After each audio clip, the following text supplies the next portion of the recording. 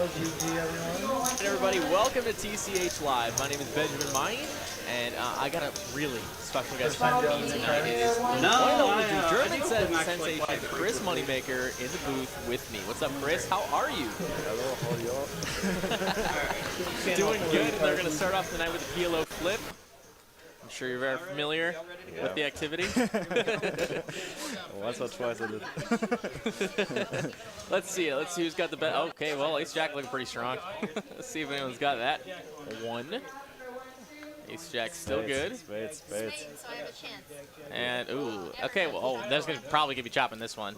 Jack and any Broadway card will get this pot. So I see Aho's got half of it. Who's got the other half? OFC's got King Jack, so he's going to be taking half of the pot. So kind of an unfortunate bummer run out for a flip. Or is it? Actually, is it? That's actually a good question. If you're flipping with 9 players, and you get half the money, it's good. Yeah, that's not so bad. That's not so bad. For no skill involved.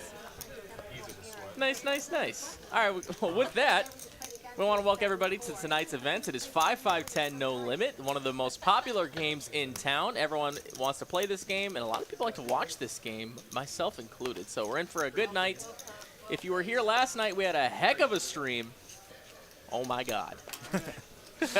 so insane. So insane. $60,000 pots, $50,000 pots. You're going to have to check out the highlight video for that coming up soon, but we're going to try and make our own highlight video tonight. What do you think, Chris? Let's do it. Let's do it. Let's do it. And we're off to the races. Let's go ahead and introduce our lineup as we follow the action. In seat 6, let's get there first. There we go. We got Chris in the 6th seat. We've seen him before. Great for the game. Lots of action. Let's see if he wants to raise it up right away. And he will with the... Oh, no, he's going to call. Excuse me. The straddle is on. Doesn't like to fold for sure. Well, he's in there for 20 bucks. We got OFC, the house favorite in seat 1. Jeremy in seat 2. Aho in seat 3. One of our co-commentators here every once in a while. But Kimmy is in the 4th seat. Right next to another fantastic female player, Ms. Roz. She raises the 3s from the bottom. Can't forget about Dani. Pretty loose ISO. Oh, you think so? That's fine. It's fine. It's fine. Dani they're marks, of playing course. really deep, so it's nice to build a pot. Yes, Dani marks in the 8th seat. 8 high on the board, 2 hearts. And we're looking at, looks like, just pocket 3s in the lead here. Couple overs, backdoor spades for Kim. She's going to check it over to Chris, who checks as well. OC now. Trying to make a pair. He's going to go ahead and bet.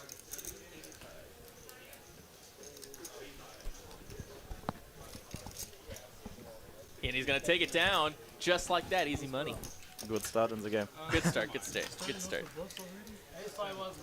Yes, if you're just dropping in now, there's about 100 of you for the first 2 minutes of the stream. So welcome, everybody. I'm seeing a lot of our chat regulars. Ben, Miney, and Chris, German Moneymaker, in the booth for you. We got Paul D, Poker Monkey, Doug R.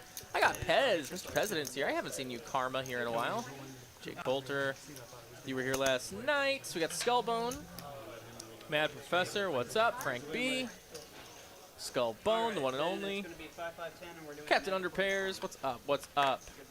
I like to see it since hand 1 straddle is on. Oh, love it. Big slick here for Dani. He's going to pump it on up, make it 60 bucks to go. TCH crusher Dani himself. Let's go. The last time he played on the stream, he definitely made out well. He had a huge 3-way all-in. Aaron wants to control the pot, no 3-bet from the small blind. I think it's fine. All right, let's see it. Get some players behind inside with 10s. Yeah, nice to flop a set, that deep.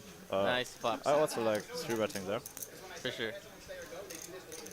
So it looks like in the lead here is Aho with a bigger second pair.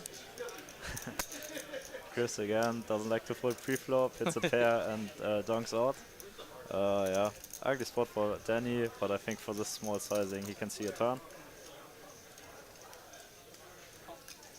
Nice. OFC with flush draws, never folding, should not raise here too much. Yeah.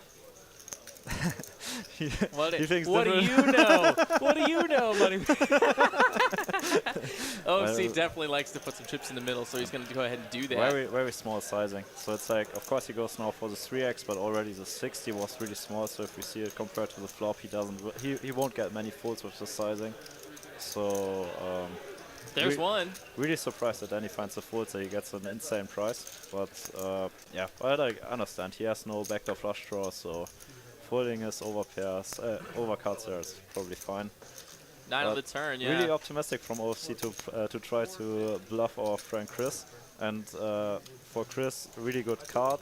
And yeah, 9 yeah, hits his range a lot. So I like his leads there because OFC is probably checking back a lot. So yeah, really well played by Chris. Here he goes. He finds that 9 on the turn, way ahead. Yeah. OFC drawing to 8 outs. Yeah, OFC has no option when calling. I think raising would be an overplay. The range of Chris here is now too strong. But yeah, he gets the correct price for seeing a river. And they are both really deep, so in case he hits his flush, he probably get paid. So ooh, he makes the fold. Jeez. Pretty tight fold by him. Good turn, says OFC. He was right. And we continue on the action. More and more people joining us as we get this stream started. Good evening to all. Hope you're enjoying your Wednesday. 6 p.m. Central Standard Time here in Dallas, Texas. Which means it's poker time. People are off of work. They're ready to gamble. Sorry, not gamble. Invest. Play this skill game and invest their time and money into it. How dare I? Let's go, Phil. Yep, here we go. Phil got the suited queen jack. He in the +2. Looks like he's going upstairs a little bit. Maybe 60? Nice. 55 maybe? 60 bucks. Gonna get some folds here. What's going on there? It's Texas. Wow. Okay, of course our friend Chris helps us out. We see a flop.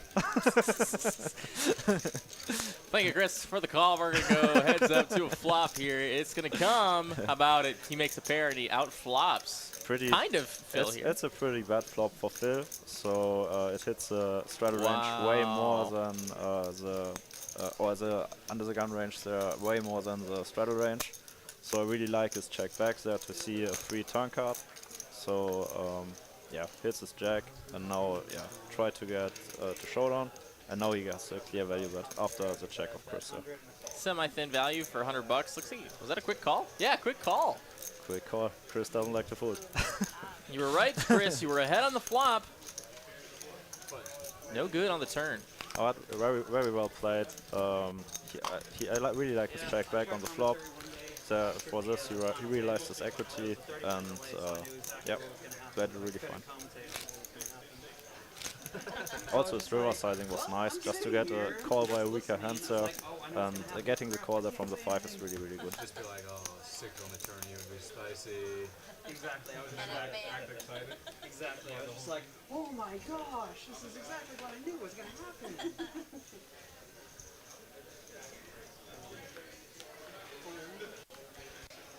Is there a wait list for this game? I want to be on TV. Well, shoot. All you got to do is click in the description.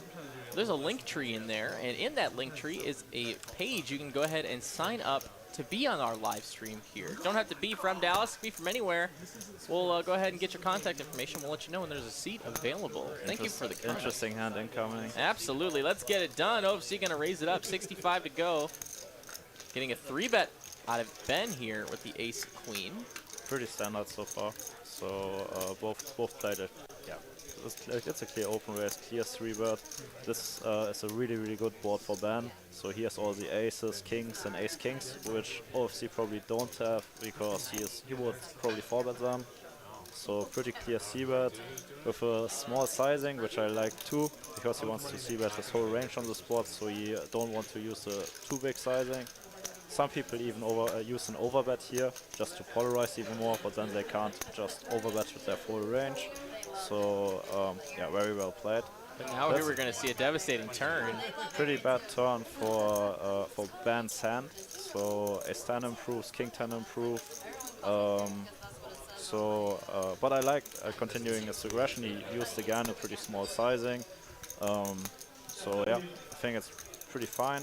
I think Ben should now go for a block bet, just to control the pot a little bit, getting calls by weaker holdings like ace jack or weaker ace x.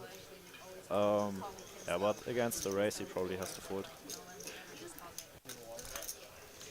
So now let's see if our friend OFC wants to go for a thin value raise. I think it's pretty thin, so it's like just folding is no option. Call or going for a small raise would be fine. I'm not sure. I think I would just go for the call. Not sure if he gets so much value by weaker aces by raising.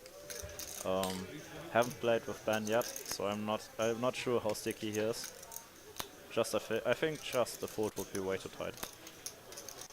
Let's see what OFC decides to do. It doesn't seems like he thinks. He hasn't agreed with you yet. The few hands he's played and you've called, he hasn't agreed. Well, we'll just see an open fold here. You never know what Mr. OFC is doing. Really tough to play against. All right, there's the call. He's just gonna flick it on in there. A little curious about the clubs, but he does have the best hands. Yes. So a nice hand for Mr. OFC, getting paid a little bit there. Getting a little suck out on the turn. The suck outs are coming early. Nice hand, nice hand. We move it on. We have a $9.99 super chat from Mr. Hayden Fortini. Thank you so very much. Now, I believe this is the significant other of Miss Kim Stone in the 4 seat. So, and he says, let's go, Kimmy. Let's send some super chat run guide. Well, thank you, Hayden, very much for the super chat.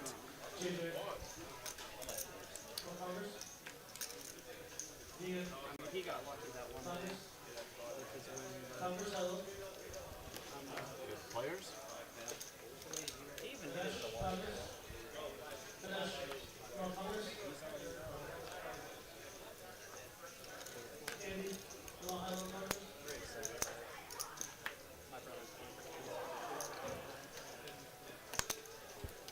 All right, we're off to it. Aho, ace queen of spades, gonna raise up to 75 bucks to go, excuse me. Looks like some folds around, and it comes to Phil, who's gonna call, and Kim's gonna call as well. Yeah, Kim has a hand which plays really good multi-way. She has more passive players behind which like to call and don't through it too much, so I like her flat a lot. Wow. Just a really nice holding hand for seeing a flop. But the problem is that she is pretty often dominated right now. So now let's see yeah, how much she's losing here. I think she has to call 100% on the flop and then decide on yeah, Aaron's sizing on the turn. It's going to be a 6 of hearts on the turn. Doesn't really change a whole lot. Brings in a backdoor heart. Depends how big Aaron is betting. Yeah, that's Aho with a check mark now. Oh, that's interesting. Okay, I understand his check. He's blocking the board. Pretty dry. And yeah, no, it will be for sure a bad call. Going to be gambling on bluff.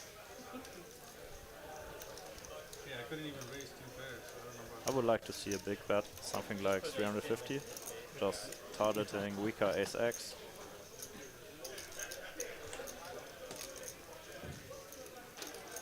Here's 225. Yeah, it's nice. So no way Kim is folding here.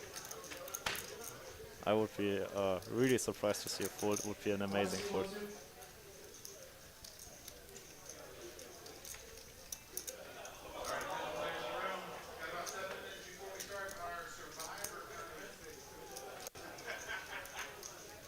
Yeah, by the way, greetings to John and Cappy from St. Louis. That's Kim's parents. Nice. I know they're watching that now, so yeah, have fun watching the stream. A little hello there to the mom and pop of Miss Kim Stone.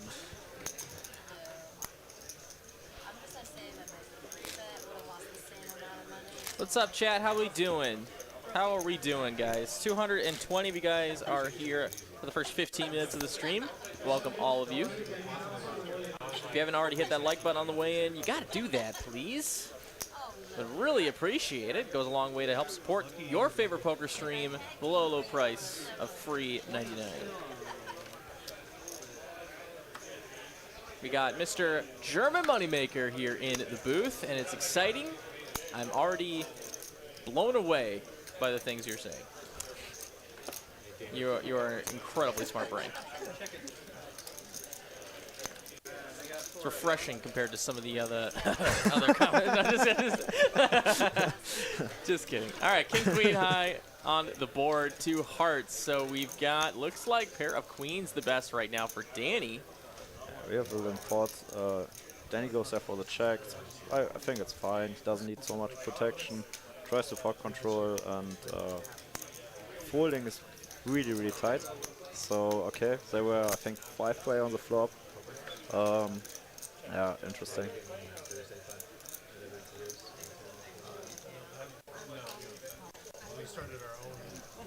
So it looks like we're going to see Chris make 2 pair here on the turn, but the nut heart draw for Phil. Yeah, that's pretty nice. He's going to go ahead and make that call. We're going to see a river card.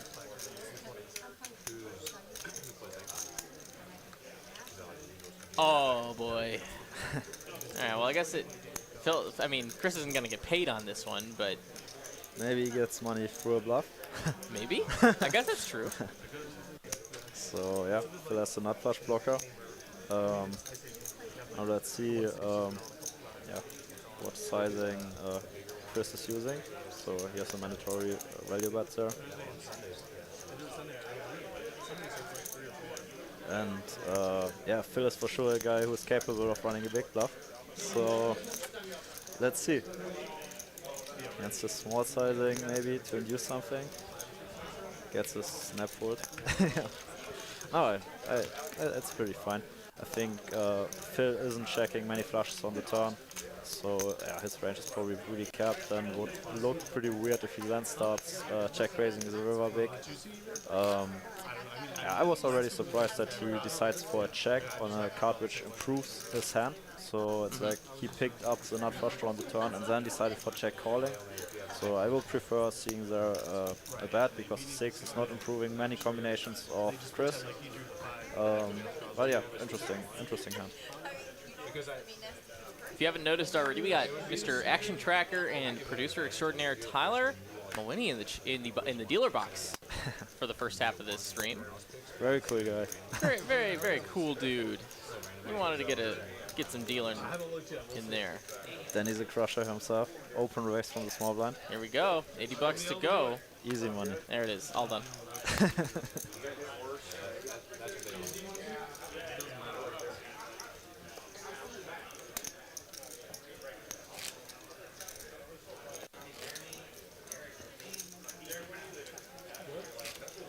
I heard my name and I looked over and you looked at me. No, something else. Somebody else said something. You playing that tournament? All right, we got a 40 straddle. $40 straddle. How about the double straddle? Absolutely. 5, 5, 10, 20, 40. The name of the game right now. Chris, pocket sixes. Great hand to have classic Dallas here. 5-10. He's just going to make the call.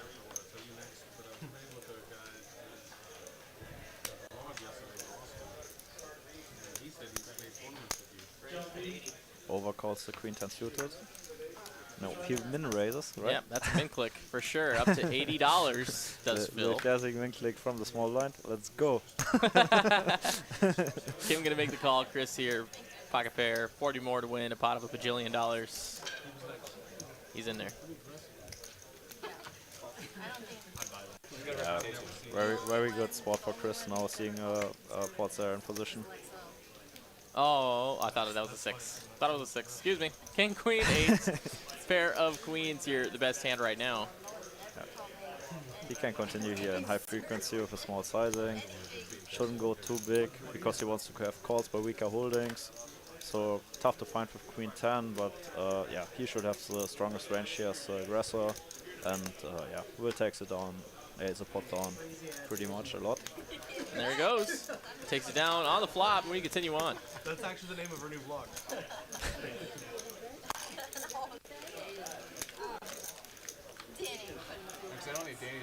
Bad seat for Kim. It's like really tough to get lots of money out of Aaron and Jeremy. So you always gain the most money by the players to your right side.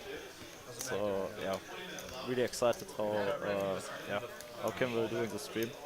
So could be better seats for sure on the table. And here we go. Ra's got a hand here she might want to play. Queen Jack offsuit in the +1. Gonna go ahead and call the straddle. I wanted to come say hi to you guys.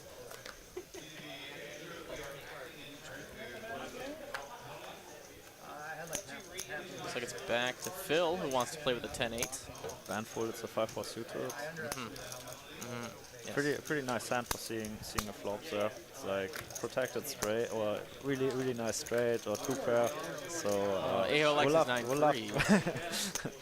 We'll have to see a call or a raise there minimum. Jack 9-8 on the flop here, top pair for Kim, but Rosgo also has a top pair with, of course, gutter. Got about 55 bucks here. Phil open-ended with a pair. So everyone, a lot of people with a pair, with a little bit going on here. Everybody with a little bit. Kim actually has a gutter of her own. So let's go ahead and see a turn card. Going to be an ace. That's not it. That's kind of an action, not an action killer, but an action tamer. It's going to be a check over all the way to Phil. The biggest heart. Yeah. Wants to get some money in there. Doesn't like free cards. No. Gets a fold by the jack. No. Shit. Yep. Just takes it down. No one wants to tussle with that muscle. 160 plus 40, I think. Really good reward for his really small bet. He was just betting 80 into 320, and if he takes this down sometimes, and just like without seeing a river, it's like super profitable and well played by him. I was not expecting seeing folds from a jack there, especially not for this sizing. So if he takes this bet, it's like really profitable.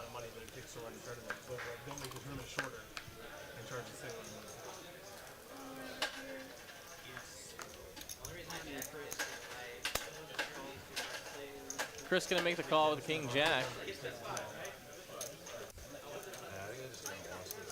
Phil here, distracted by our service. I understand. He'll make the fold. Jeremy with his first hand.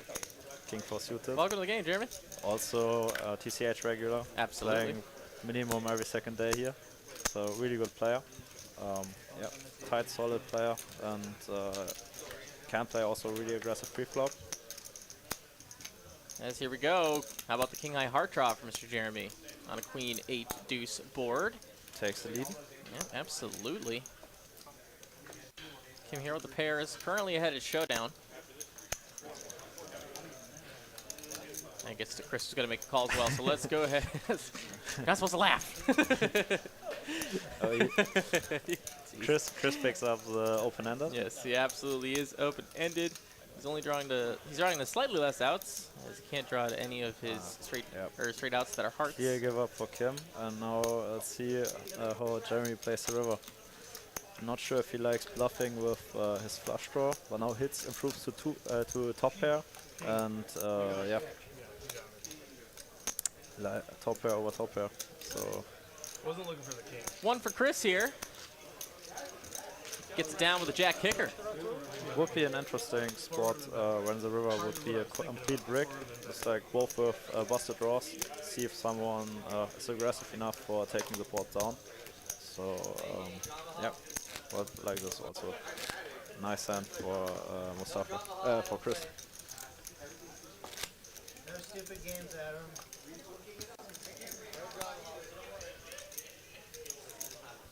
So they didn't want to play Carnival games. Oh, he dropped it. He dropped the name of my favorite game. If you cannot explain a game in 2 sentences, like that roll. That's actually a smart idea. Because I mean, if you're inviting new players to learn new games, you have to go, if you do this, do that, and then this. It's like, oh my god. That's why Fair enough. The best ones that are complicated are just 2 games put together, because you can easily, it's easier on you. When they tell you like they're playing sassy, and I'm like, what's sassy? I'm like, well, it's 6 card stud, and at the end you can draw some of your cards, but you have to do exactly 3 of them. You can't do 4 of them. You can't do 2 of them. You gotta do another 3. And I'm like, okay, I'll just sit this one out, guys. That's what I'm saying, that it doesn't encourage people to do it. That reminds me of Rounders. Both he improves. So bets. Gets the ace high call. Nice. No nuts over nuts. Yeah. Gets for the thin value bet. For 25, Chris is folding nothing. Payday. Easy. Easy. I thought you did too. I thought you was joking. That's what I thought he said. Queen. That's what I said. Who is the European commentator? Question in chat. The one and only Chris, the German moneymaker. Sensation here at TCH Dallas. You may know him from the famous fold against Addy. Where Addy flops trips, Chris flops a boat, Addy turns essentially the nuts, Chris folds. Sick. It's way more exciting than it sounds. It was the fold around the world for like 2 weeks. So did you put him exactly on king? I'm assuming you put him exactly on king queen that hand too, right? You can also have kings. So Oh yeah, that's I was just not expecting that he's value bet or value shoving ace king on the river. So, and yeah, that's why there are not many, or there's basically no bluff, and then it's like a really narrow range. So Sure. that's why I decided to make the fold there. So was lucky that I was right.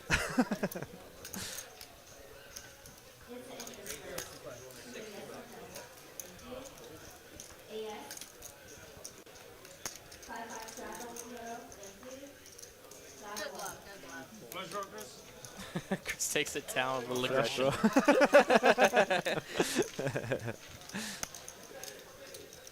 This guy is amazing for the game. Loves to gamble. Ooh. You know, I said you were a famous guy, right? JD. Ooh. JD. As JD might say, that I say, oh brother. Yeah. JD wanted to play today, but he was scared when he saw the lineup, so decided to stay at home, I think.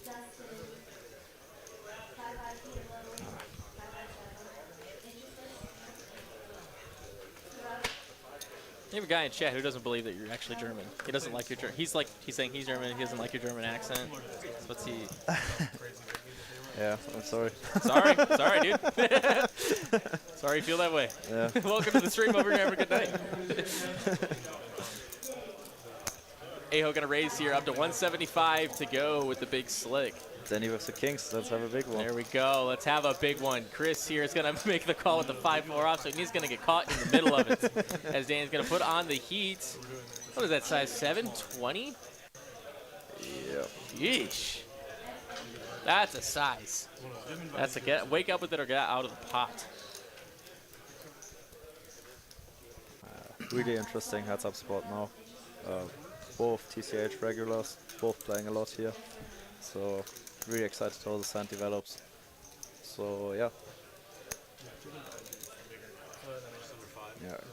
Chris has 2 options. He can call or go here for the 4-bet. Yeah.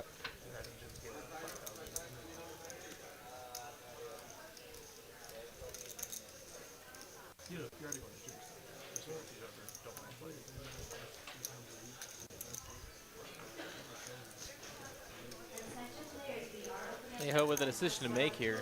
Yeah. Dani's 3-bet jungler from the straddle is probably really strong. So just because he has also the option to close the action and just call. So 3-betting ranges there are probably wider than or tighter than from the small blind. So from the small blind you don't want to have callers behind. So yeah, we play against a pretty strong range, and Aaron decides to go for the really big 4-bet. So Wow. yeah, he chooses basically 3x, close to 3x sizing, which is in my opinion not necessary and yeah, probably too big. So you could also just go for the 1.5k 4-bet to get basically the same informations and to get more likely a call by a weaker holding. So what you want to have by 4-betting here is a call from ace queen. So just to have weaker holdings in your opponent's range. That's why taking a small sizing makes more sense. And he goes for the 4-bet call against Dani. Wow, it's a huge pot, a 10K pot right away, and the coolers are here. Ace King versus Kings. Definitely a winnable one for Aho, but he's going to need some help. He needs some help. They run it twice. I didn't hear. Oh, wow. Dani. 2 times is the official words. We're going to run this twice, and an ace is right there on the flop. And that's one of his outs. Yeah, that's one of his outs for the second run out. Yikes. All right, well, these players are poised to chop it here. He needs the case aces. Yeah, just the one last ace in the deck. Can he find it? Yeah, that's good for Dani. Yeah, that's pretty good for Dani. 4. 4 now is live. Oh my God, he finds it! Are you kidding me? That is sick. That is sickening. Really brutal. I would leave. I would leave because it's not meant to be. No way Dani is leaving. Dani can take this. Dani can Oh yeah, no, take this. Dani's a pro. Dani's great. Dani can take this. But oh my Oh, God. that's so nasty. Kings stacked against Ace King in 2 runouts, with the first runout taking 2 aces. Are you kidding me? That is what we're in. That's what we're here for. 100%. That's really nasty. Dani immediately adds on the 5k or what this is. Brutal. Unbelievable. Unbelievable. And the chat's catching up with this. Yeah, that's about right, friends. Yikes. Nice hand for Aho, though. Always nice to do that. It always feels good. Yeah, that Dani hurts, here that gonna hurts. grab some chips.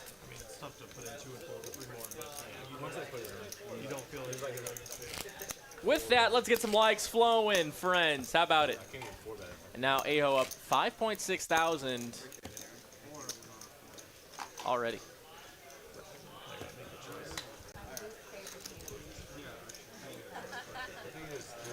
It's in like against you last week. I had to make a choice.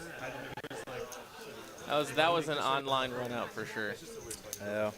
It's like the problem was that Aaron was 4-betting so big that he was pot committed. Yeah. So he had a 5k stack, was 4-betting to 2k.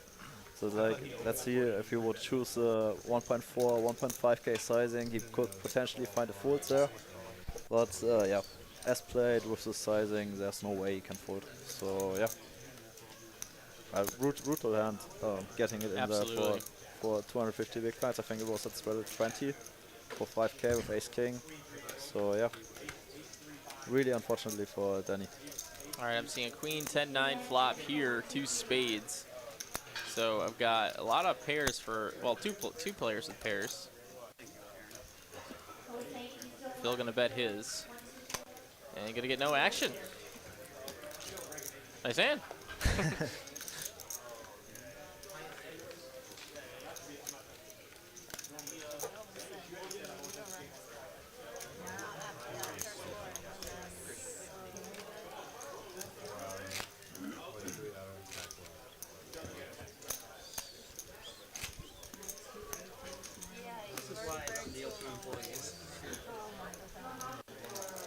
I assume that one will hit a highlight reel. For sure. Just for the sheer grossness of the run out.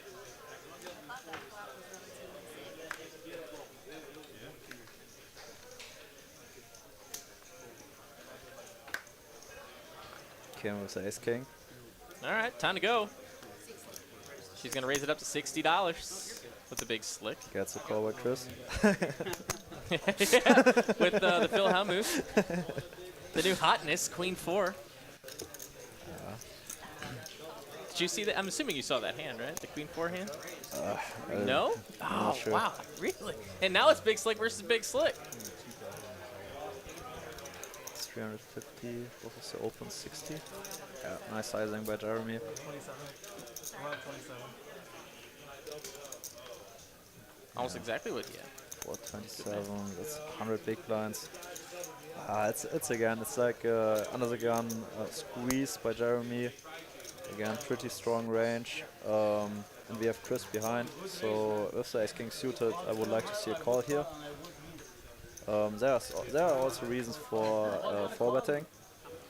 So yeah, what we see, she is using also really big sizing. So now if Jeremy shoves, she has to call it off.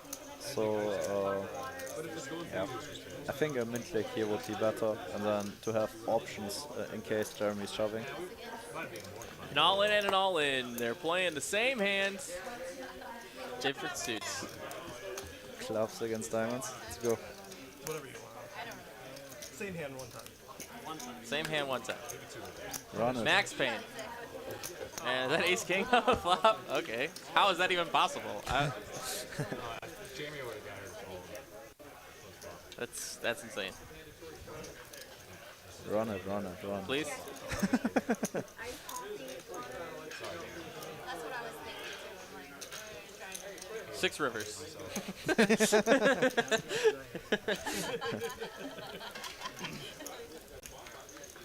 And there she blows. Flush. Oh my gosh, you wrote that. Unbelievable. He has more red cards. I have 5 red cards. You only have 4 black cards. Alright, I'll give you a quarter. Full card. We're paying time here, guys. That was just so fun. It's gonna be the other. It's gonna be that other board that was dirty. Good thing I didn't place it. Nice tip by Kim. Love it. 5 for the chop pot. Love it. You're good. No, I'm not. Well, who won the last fight? This chop. Yeah, this chop. So that's 5 for each, and then who won the pot before that? I don't know. We didn't deal you in or anything. Yeah, we didn't originally deal you in. So And Dani back in the game. He's reloading. What's this? 6K or something? Here, you're $5. This is terrible. This is like blood money. I don't want it. I don't want it. I'm keeping your $5. He just took that $5. I don't know what they tipped each other for, but they're like normally you see a lot of players who are like, nah, man, keep it. Yeah. And he just, yeah, you got it. Okay, let's see. Straddle is on for 20 bucks from Aho. Kim gonna blow this pot up. I don't know. It's just 60 bucks to go. Gonna raise it. And let's see. Action folds back. 10 deuces a fold by Chris. You have to note this. Very tight. Very tight. I love the action these players bring to the table. Very fun to watch. And there you go. Kim takes it down. Little raise. I hope you guys are having fun tonight because I'm having a great time. It's great. Just about 500 of you hanging out with Mr. Moneymaker and myself. too depth to wear this thing.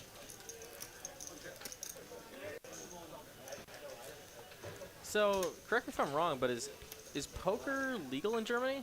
Mm-hmm. It is? Yeah, there are online poker's legal, and there are also lots of casinos where you can play. Okay. So yeah. I thought I was just trying to read somewhere. Oh, no, it wasn't poker. Sorry, it was another game that was illegal. Yeah, that's right, that's right. There are some weird rulings for online poker. They just changed it a few months ago.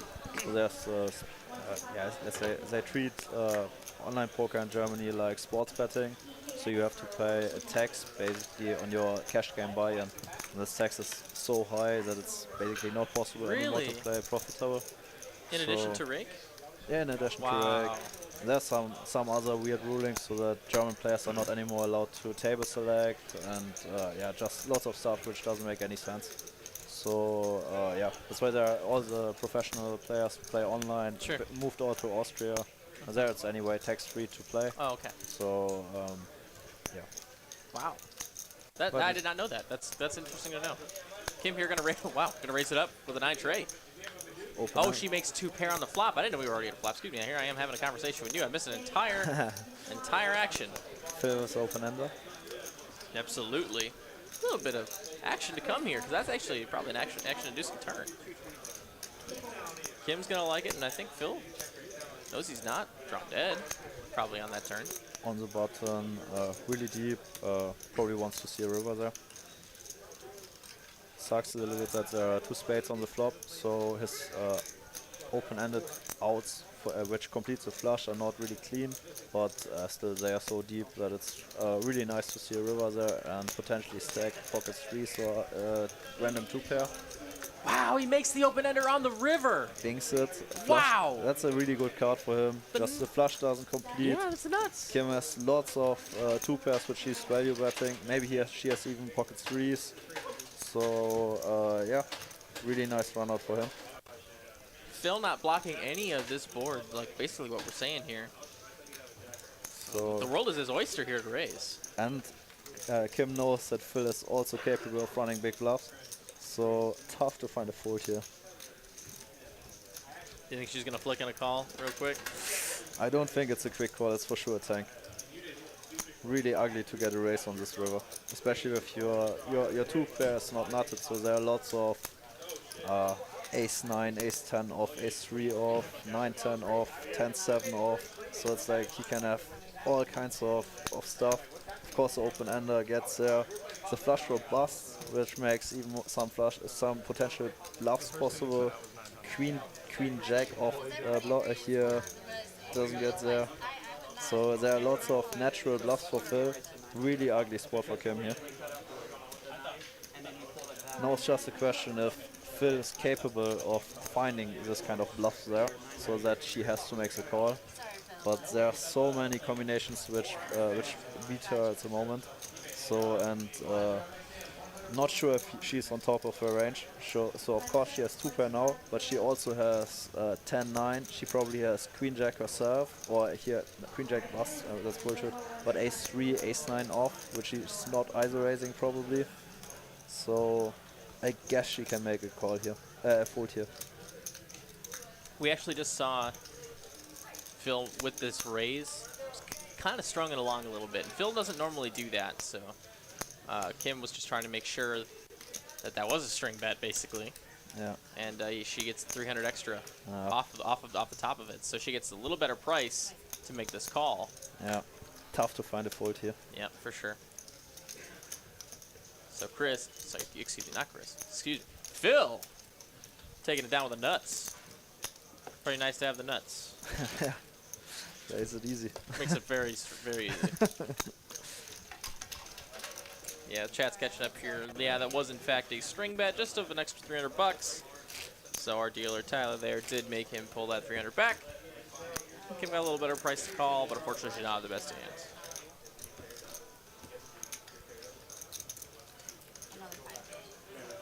So I guess it's Kim, it's on 5K. Here we go. Now we have a game. Yeah, it's game time. Not sure if Aaron likes to see this, so Kim is, can be really aggressive, and yeah, he has she on his left, so she can make lots of pressure on his big stack now. So yeah, interesting dynamic. Dani gets rewarded by the aces. Yeah, so bird sighting. hope to win. Hope he wins a big one. Well, obviously, Aho with Jack 6 diamonds must make this call. Oh, he didn't know it was a raise. He loses that little extra. Oh. Ooh, it happens to the best of us. Kim gonna make the call. Roz gonna Give make some the call. money back to Dani. That's fine. That's soft play right there. 3 players in the hand. Let's see it. Dani against the girls. Oh, no action for either Kim or Roz. Dani here with the birds. Might just want to let him catch up. Nah, he's just going to target some queens. Yeah, both is possible here. Yeah. I will checking back there is fine, and going for a small size c-bet, targeting a queen is nice. So yeah, both options are for sure okay. Hey, he takes down some money anyway. Always nice to win a pot. Yeah. Anyway, tough for the others there to catch up.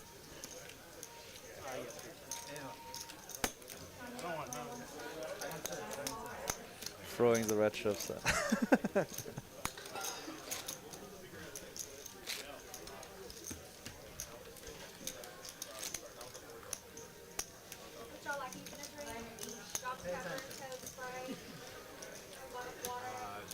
Dani's got no surf.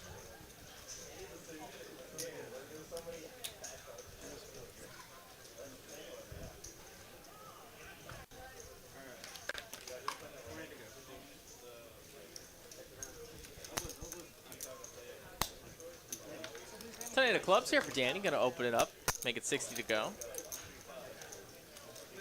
Film, it's a loose call from the hijack.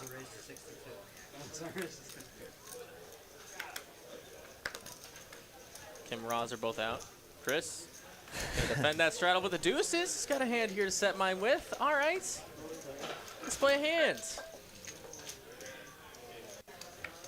10-8 deuce would be a nice flop.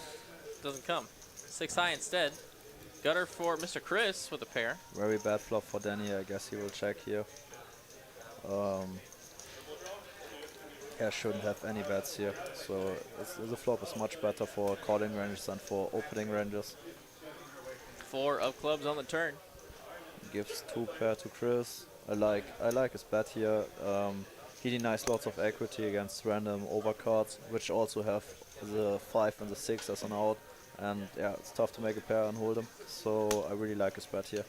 Goes for a small size bet, and yeah, if he takes it down, it's very I was good. hoping they would call, so I didn't. Nice, well played, really well played.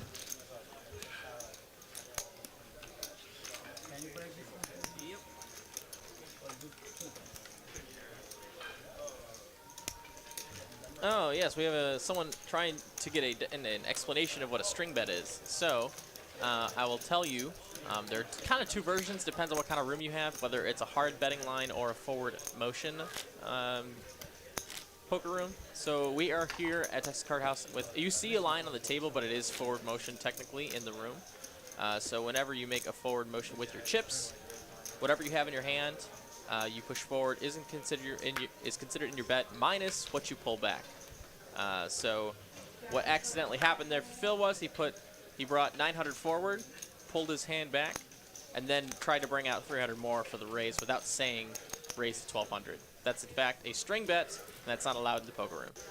For more information on the rules, you can double check, or you can just pretty much just look at the WSOP cash game rules. We follow the exact same rules. So thanks for the question. And that is the definition of a string bet. That's a lot of words. Kind of a wordy way to do it. Yeah, very interesting again. Aho with the 3 from the bottom with the 10-9 offsuit, and gets a cold call by Chris from the straddle. Ace Jack 4, 2 diamonds on the flop. Yeah. So we got Aho with the front door flush draw. Very good flop for Aaron. I guess he should go here in high frequency for a small size bet, just to get small weak pairs to fold.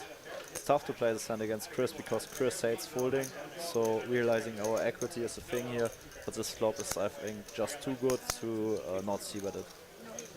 So, man takes it down, very nice, denies his equity, and yeah, takes down a nice spot.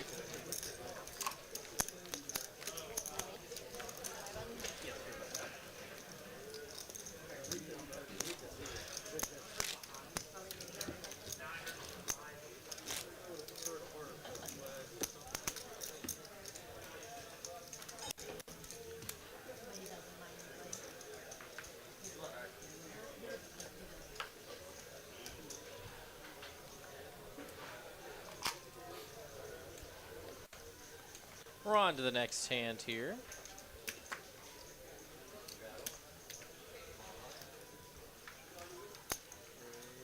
Yeah, OFC with the standard open raise. Really nice hand to have into your range. First for board coverage, and yeah, with lots of implied equity. So yeah, can hit really strong hands, or strong combinations on flops, turns, and really good post-flop playability. Sure. And yeah, Chris with the defense from the big blind, also fine in my opinion. Flops open-ended. Nice. Top pair for Chris. Chris has it, dunks out. Gets a fast call by OFC, interesting. Oh, I see no open-ended, it's just a middle pair. Fast call again.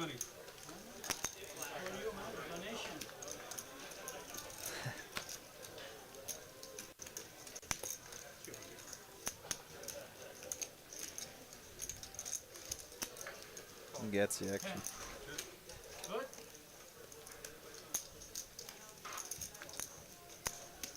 Just the card you needed. Nice hand there for Chris. A little more follow-up on the stream bet. Dr. G says, so if you have a stack of 10 chips and you throw them in and only 7 cross the line, you're not allowed to push the other chips over. So that's the difference between a betting line here and forward motion. Or like between a betting line and forward motion. In forward motion, yeah, even though those 3 extra chips don't cross the line, they are part of the bet because they were all part of that forward motion. Sometimes at a casino, you're only allowed to bet what goes over the line. There are some card rooms, also some private card rooms that do that as well. We are not one of them.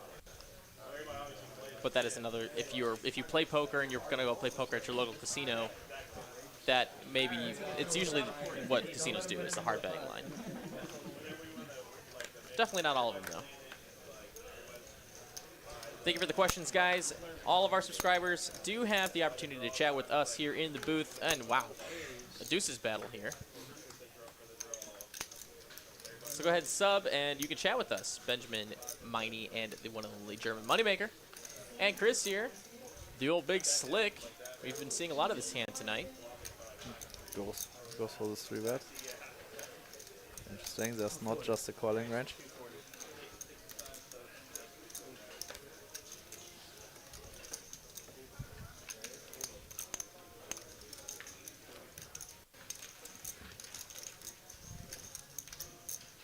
Bet is $240.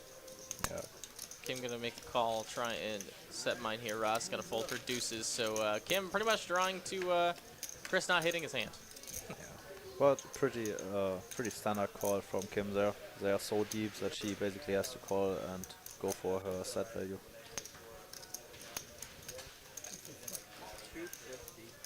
Okay, a flop for Chris. I think yeah, C-bet is fine. Goes for about half pot sizing, which is also okay. But I also like Kim's call. I think she can call one street, but she probably has to give up on turns. But there's not so much incentive for Chris to barrel too much here. So Ace King is pretty often good. So yeah, and tough to get lots of stronger holdings to fold here. I guess he will get the fold by the deuces, but yeah, I would prefer a check back here. Sure. See what Kim decides to do. She does have the best hand. Can she smell it out? I think that's a yes at the moment. That's a yes. So many hands she's ahead of right now. Can she hold on the river? Bada bang, she gets counterfeit. The ace plays for 10s and 5s. Kim playing the board. And he goes for the third barrel. I'm no big fan of this. I think ace high is really often good here, and he just turns his hand now into a bluff. And Kim can slow play lots of 10x, 5x, and I don't expect lots of folds by hands like 9s when Kim ever had it, because she limped in. So yeah, I think a check back here would be the best play. I knew it! I knew she was gonna do it. The 600 is so small of a bet. That's such a sick bluff. Very well played by Kim. Wow, she's all in for 10,000. If Chris can make this call, he's she right. makes the bluff again against Chris, who hates folding. I guess it's only 4.3 thousand effective, but still, huge bet. That's a really, really sick bluff. And that's why it's so tough to play against Kim. So greetings to John and Cappy. That's a very, very good play there.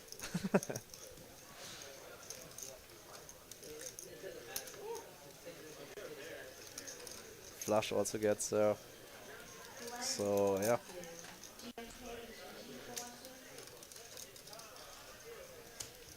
I was wondering if she was going to have what it takes to pull off this bet. Either wake up with the 5 or 10 or get out of here.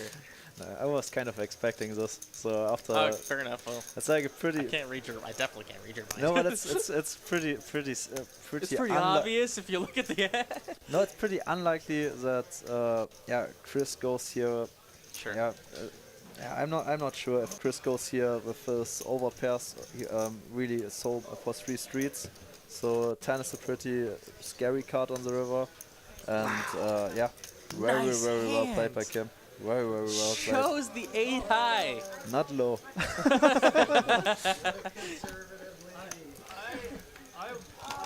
A nice move. Let's see the GGs in chat for Kim. Very well played. The nice hands, the GGs, send them Kim's way. Nice move.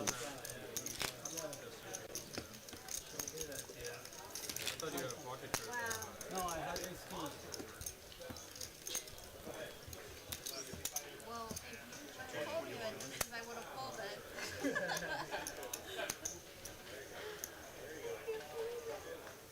said you had deuces too? I just played with Kim yesterday, and yeah, she's playing professional poker now for a while. Was traveling also a lot, played in Miami and LA and lived also in Vegas. So very experienced player. But she also wants to go to Vegas now for playing the series. And yeah, just saw some sick bluffs by her, and very good one today. Oh my god. And now we're going to see round 2.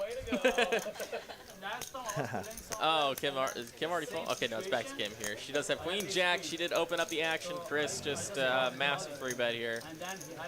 That's probably too loose to call here.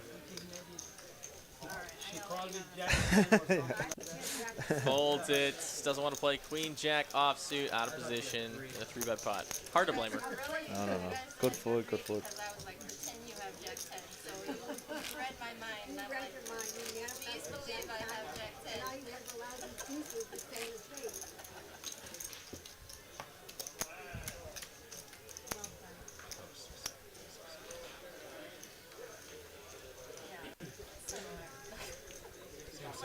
Same, but different. A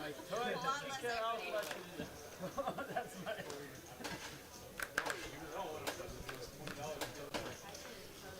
Kim again with the deuces. All right, try again. Roz, you're going to have deuces again. Nope. All right, she's got king queen this time. She's going to call the open. Chris going to call the open. Chris looking to get some chips back. Not chasing her. Yeah, for sure. Come here, you.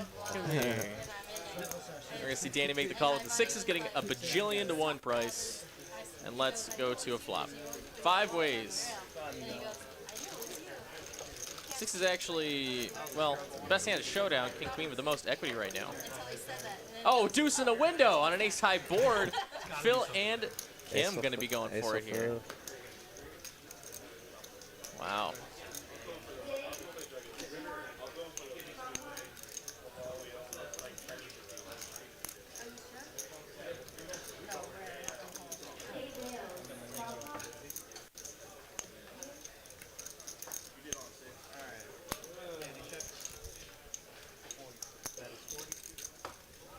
Into the street trip.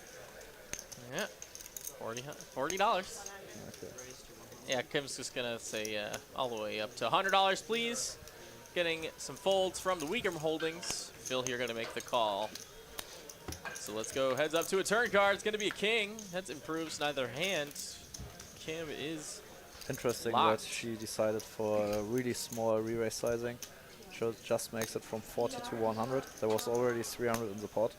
So it would be pretty nice to build already a pot on the turn to play for most possible money there on the river then. But interesting would be, I would love to know what she thought by choosing this sizing. Phil here with top pair is betting 175. Kim deuces as a 4-liner to a wheel comes in. She just makes a call, and it's gonna be good. She was worried probably a 4-5 there, maybe 3-5, 4.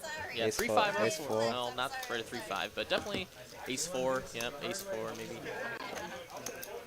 Fair enough. Little cautious, makes just a call there instead of raising, and she gets paid. You were going to make me throw him in the muck, and then I couldn't brag, you know, and I played it like a genius this time. Second time, too. You might remember Kim because she did actually final table our $1 million guaranteed tournament back in September of 2021. What an outstanding final table that was. She ran pure as the sun throughout the last 3 tables, but when it came to that final table, she couldn't catch anything. She was the chip. She was definitely, if not the chip leader, first, second, or third in chips for a long time. So if you recognize that face outside of the cash game stream, she was there too. Very awesome event, and hope we have something like that in the pipeline coming up soon.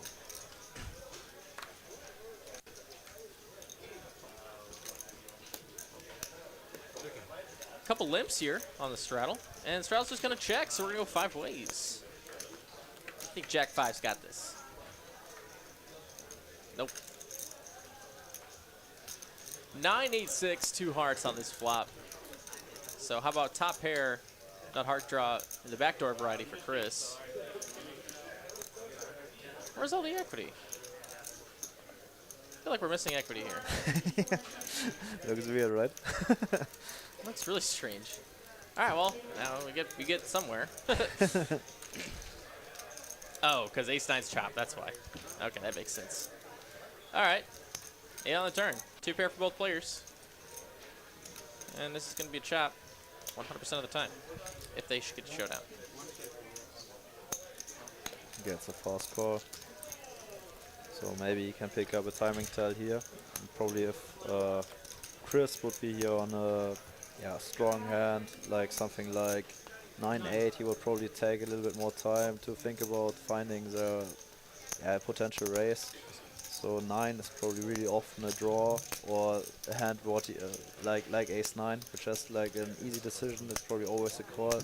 So yeah, maybe it would be possible to go there for a value bet on the river again, just targeting weaker 9x. So because we outkick them.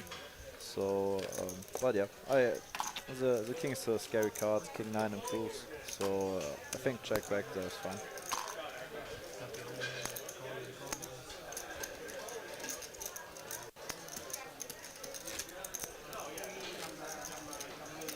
Guys, if you're watching, you're liking. We've got about 550 guys watching tonight on YouTube here at TCH Live Poker, but we only have 87 likes. We're going to have to bump up those numbers. They are rookie numbers. So let's go, please, and thank you. Do it for the boys in the booth. Do it for Moneymaker, because I hear you're going back Yeah, I go soon, right? I go on Monday to Mexico. Wow. So we go 4 weeks to Mexico, and after that 2 weeks to Costa Rica. Wow. So yeah. Well, good for you. That's excellent. Vacation or poker? Vacation. Heck yeah. Enjoy that time, Chris. That's going to be awesome. I promise.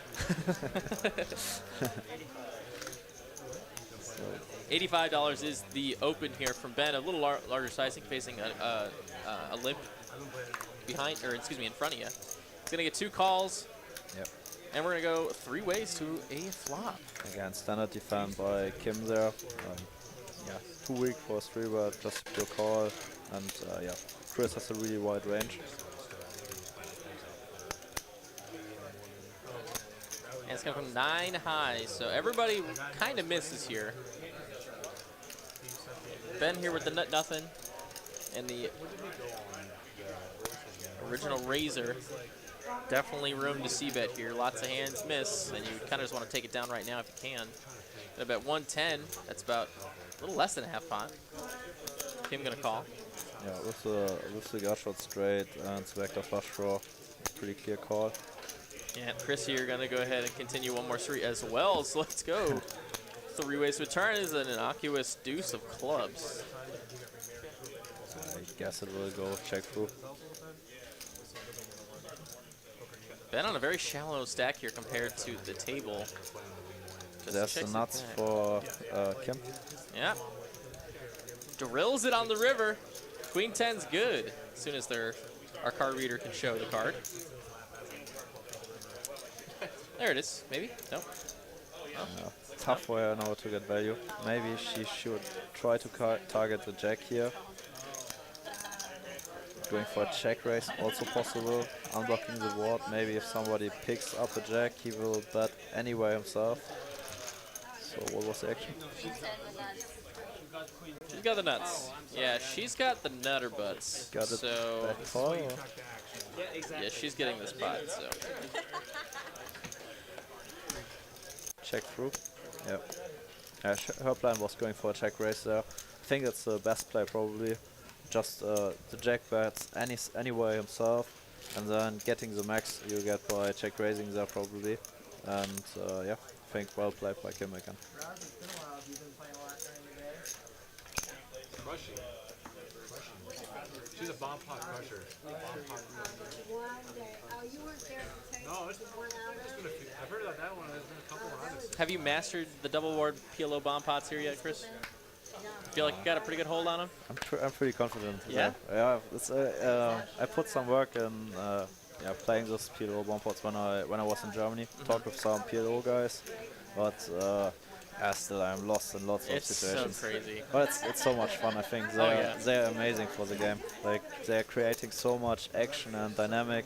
So basically, in every second bomb pot, one guy gets stacked. So that's so good for the dynamic of the game. Oh yeah. So one guy wins, the other guy starts tilting maybe, and that's like maybe that's one of the reasons why poker here in Dallas is so amazing. So it's like it's really good for the game. It's a great point. Yeah. And you have the chance to get unstuck. So if you're stuck a lot, then playing a bomb pot can bring you back, or really, or finish your day. Or put you clean out. Yeah, for sure. I'm a big fan of the PLO bomb pots, Excellent. I am too. but I'm happy that we don't play them on high stakes, or not so often. So Yeah. there it's like it's really expensive to do a big mistake there. So Like a $50 or $100 PLO double ward bomb pot or something. yeah. So Jim loves to play them. So sometimes when he does. starts a game, then yeah, we play also bomb pots there. But there we like to cap the bomb pot at 3,000 each player. So it's like that you don't get stacked in a bomb pot. Oh. And it's like it makes it a little bit yeah, nicer to play them. Like Sure. more fun. Sure. Jim had a great night last night. I think he was up 32,000. Yeah. He After. was running really good. Yeah. He was playing also a little bit after the stream. Ace is here for Kim, facing it open from OFC with a king queen. See how big she wants to make it. She's gonna choose 250. Pretty standard 3, facing an 80 open. Oh, very small three bet. I think Yeah. standard would be going here. A little bigger, like Yeah. 325-ish. Yeah, should be about 4x. So yeah, 325 or something. Especially if you're deep, you want to size it up. If you're out of position, so 3x is more the sizing. In position, out of position 4x. If you're deep, you can also size it up to 5x. So just that all the pairs from the in position player gets a worse price, because otherwise you can just call anything, and yeah, you want to charge this for the maximum. That's a great point. Wow. Well, we're going to see OFC make this call. We're going to see a little heads-up play here, and I see a jack in the window. What's the news? Jack 8 tray. No action here really for OFC. Just some backdoor possibilities, but that's about it.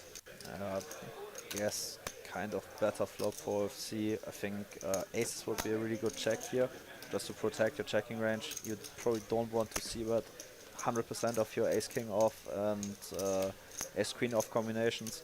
And with blocking the nut flush draw, this is a really nice combination to have in your checking range.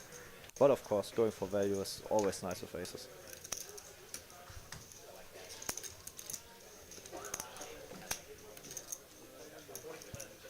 Yeah, they do really. I never got to see people play before. He's something special. Like, he was the one that showed. They were playing against you. OFC floats with backdoor hard draw. 2 overs. Thankfully for him, he doesn't connect. Yeah. There are some really nice trump cards for him. So if he picks up, for example, 10 of hearts, so gives him lots of equity. But yeah, his heart draw is dead. So Yep. dangerous. You didn't know it, OFC, but you got Dangerous. really lucky on that turn. Can't show every time. Can't show every time. He might not be able to be AKA I had aces.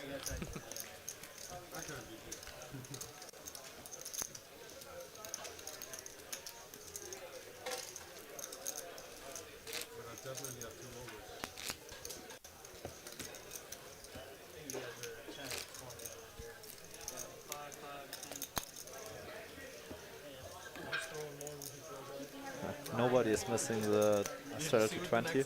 Really, really nice.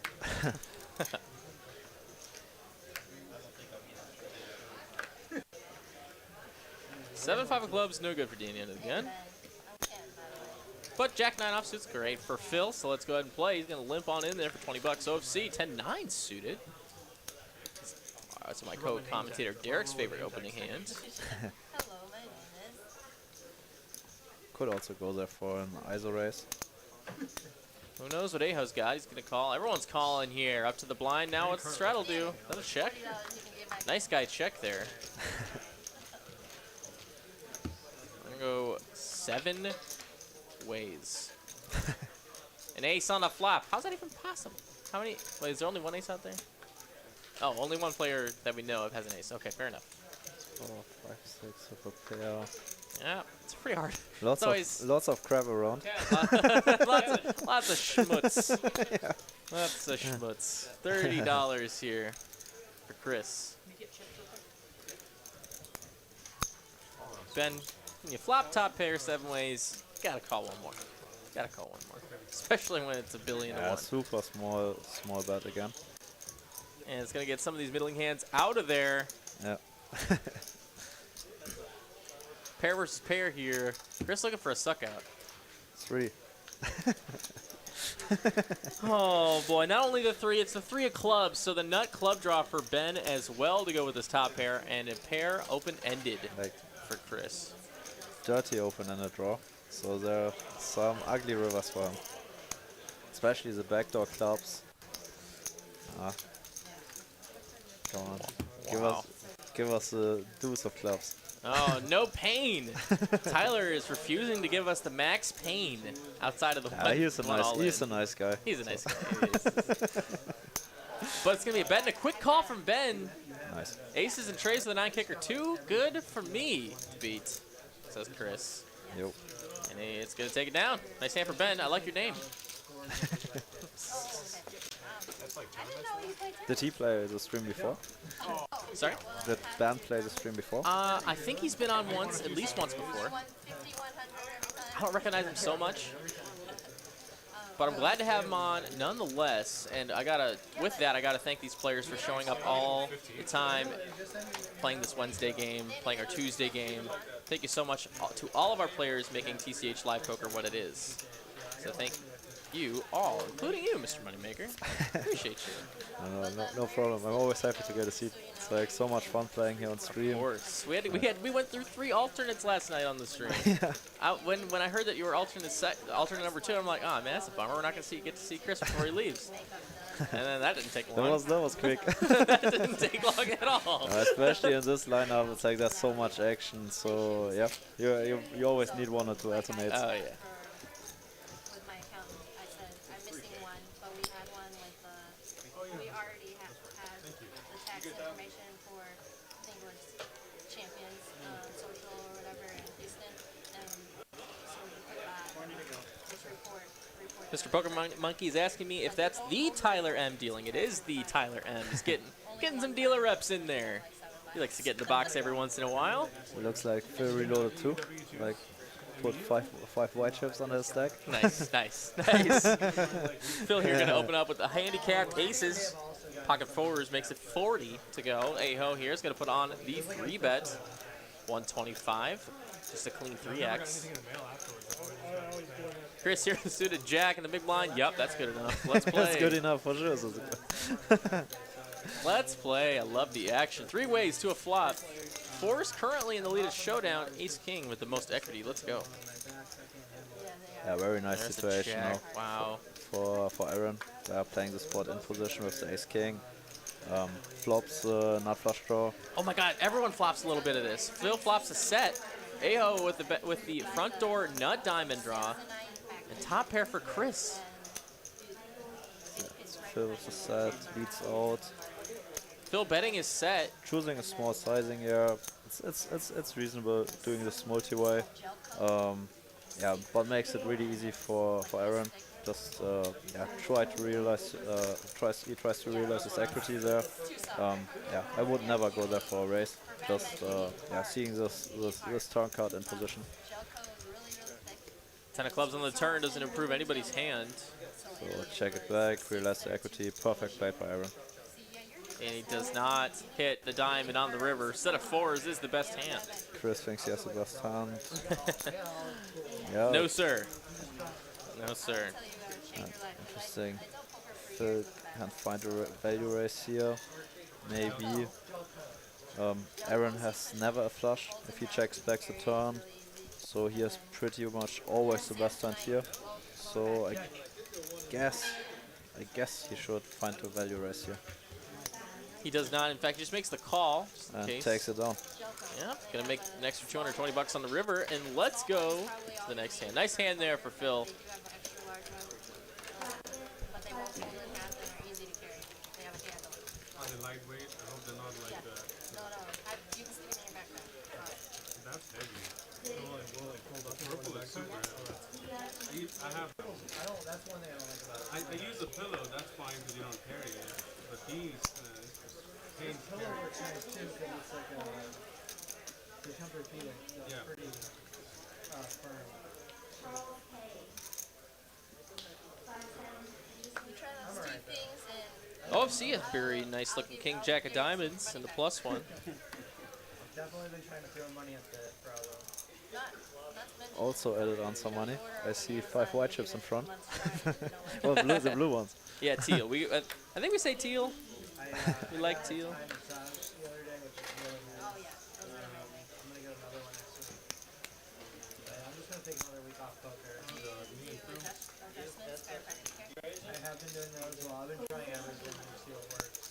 You don't have ace 10, then call me. I've had back problems for over 15 years, so and now I'm like pain free. So Fill in the tank with the queen 3. Yep. take my advice. Standard tank. Took his time, figured out the best solution. Yeah,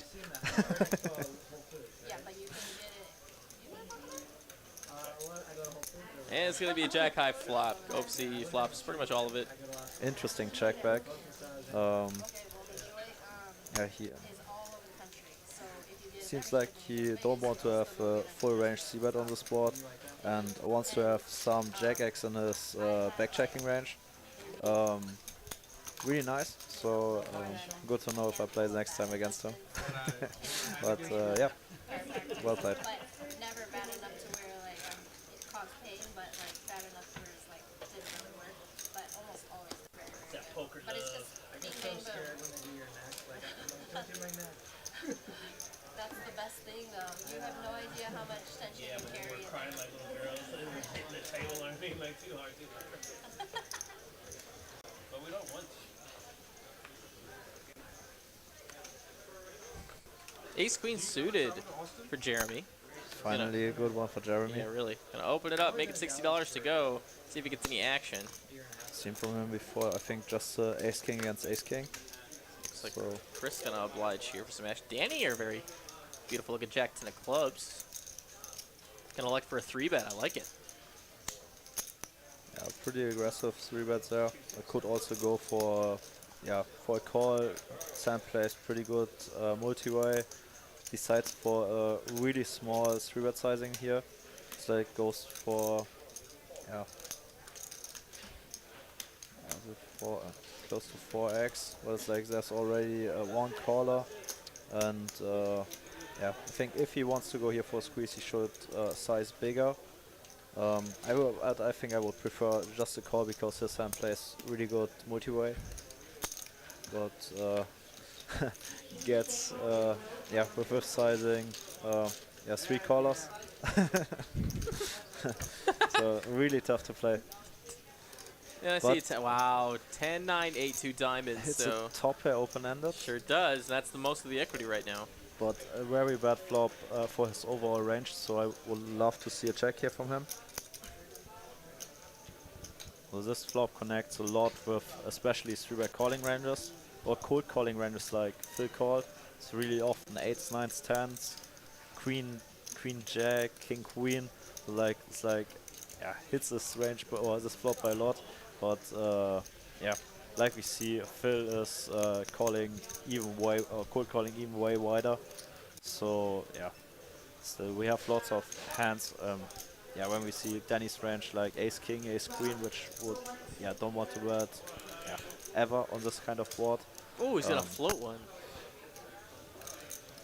Yeah, that's a pretty loose call by Jeremy. He has no backdoor flush draw and has still, yeah, Danny's real uncapped range there. So I think Danny's probably checking his range here and has probably 10s, 9s and queen jack suited himself. So yeah, no big fan of Jeremy's call there. We're gonna see 3 players to a turn card. Jack could spell trouble. Yeah.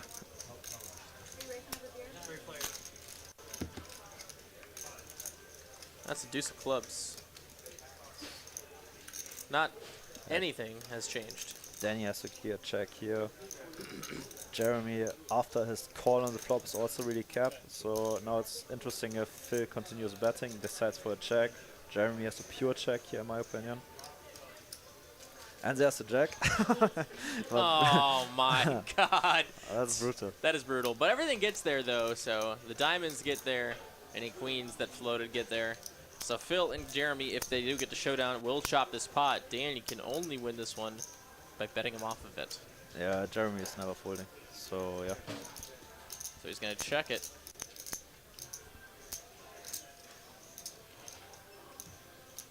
Phil here with a queen high straight. Yeah, if he goes for a big bet, Jeremy probably just wants to call. If he shoves, no, he goes for a small bet. I like this. He wants to have a call by a weaker holding, so that makes lots of sense. Jeremy should take a little bit more time. Just quick call there. It's like makes it really easy for Dani. So what? Yeah. I think Dani can be a little confused. Like bet and snap call. The two pair not good anymore. Well, a good fold there, Dani. Hold that, give 475. And we're gonna get a chippity chip chop pot.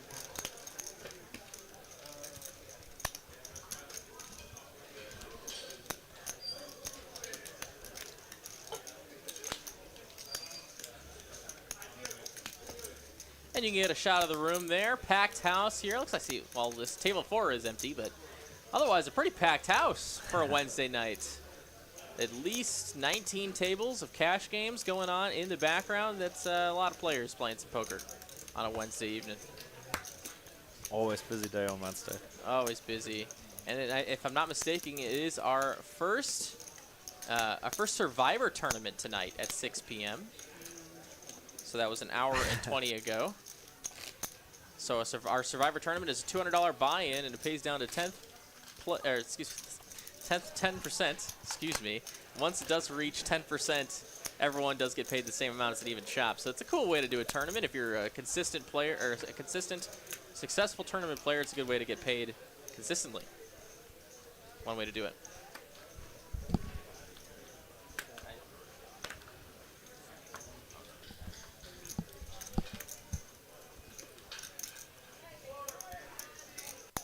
Ben here, ace-9, gonna open up the action. Standard open from the bottom so far. Takes it down.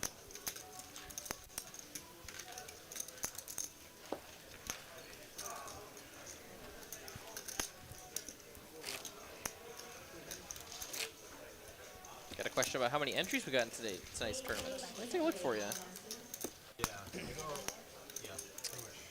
Looks like we got 47 minutes left of registration with 37 total entries so far on a 3K guarantee.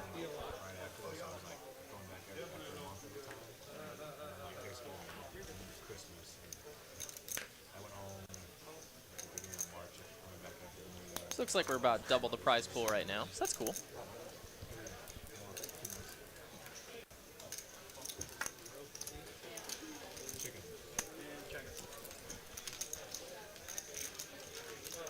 And how about this? How about this? What do you think?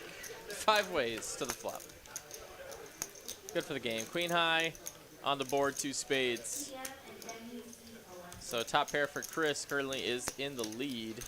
No kicker though. Roscoe gonna go ahead and bet 60 bucks with a middle pair and the backdoor nuts spades. Chris with top pair will call. Yep. And Aho's gonna, oh, OC calls, excuse me, with bottom pair, backdoor hearts. Backdoor straight, everything's there. Yeah, lots of backdoors. And King's gonna come in there, brings maybe a little bit of jack outs for Mr. OFC. It's gonna check over to Chris, who does have second pair, but that is the best of it. Bet $100 to get the other players to fold. Nice hand, shows the queenie weenie. Biggest heart takes it down.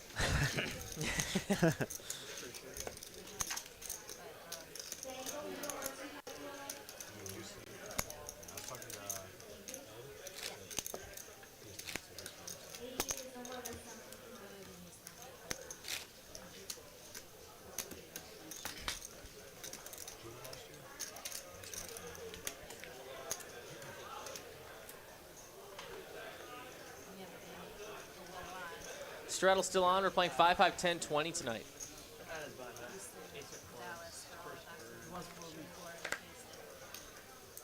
Yeah, just hit like right on the edge.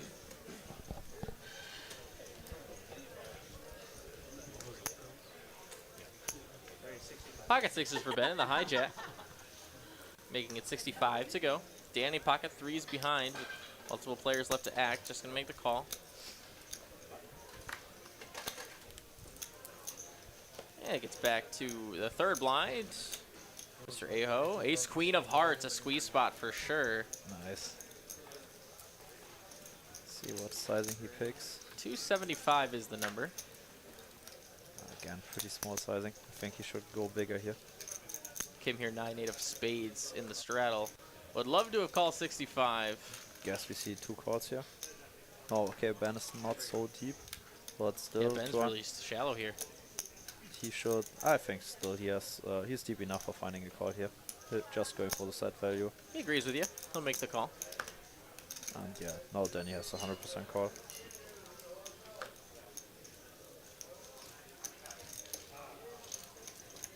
Yep. And in comes Dani. So 3 players to the flop. 6 is in the lead. Will they hold? Yes. Still pretty bad flop for Aaron. Think he should check his range here. Now after aggressor check on this board, sixes needs lots of protection. He's hitting this board in super high frequency with yes 9s, 8s and 5s. So I would like to see a small bet here from Ben. So after Ben checks, I think we have a pretty clear bet from Dani. So nice, he picks the spot. Now sixes are in a really bad spot. Just like you're capping a range, so you with your check you basically say you have never 9s, 8s and 5s. So now check calling is pretty weak, so 6s are now in a tough spot. Aaron has the backdoor flush draw against the small sizing. I think he has to float here once. So decides to go away from it. And now Ben with a better hand. So after, if Ben now decides to check call here, I think his hand is pretty much open face. So it's basically always 6s, 7s, and maybe some kind of holding like 8, 7, but pretty sure weak. Maybe some kind of hand like Queen Jack, which wants to see some kind of turn card. But on lots of runouts, I'm pretty sure that Dani will take it down. And a 6 though is not. That's not you had to say it, dude. Why did you say it? That's pretty unfortunately for.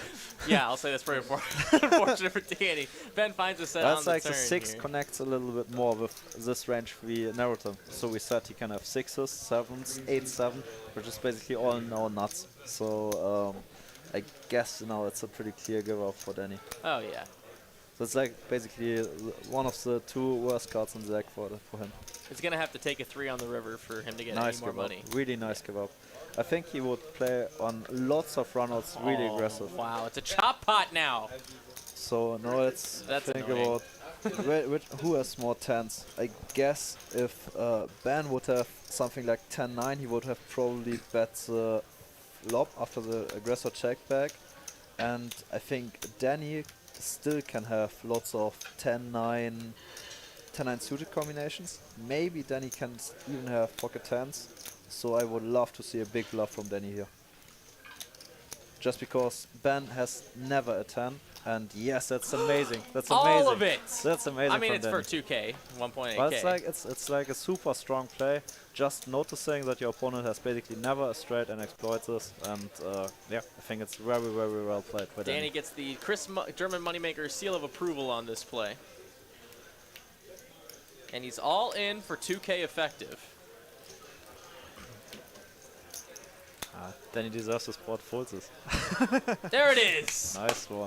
Bluffs him off the chop, and Dani takes down the pot. Nice hand. Dani's a destroyer.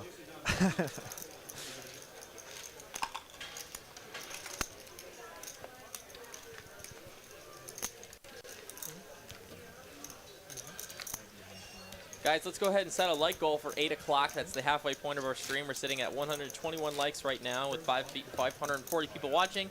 Let's set it for the old 212 likes. That's my goal. 212 by 8 o'clock. Let's do it, friends. If you're enjoying the content Mr. Moneymaker and I are putting on for you, do hit that like button for me right now by exiting out of the chat box, hitting that thumbs up, and coming right back.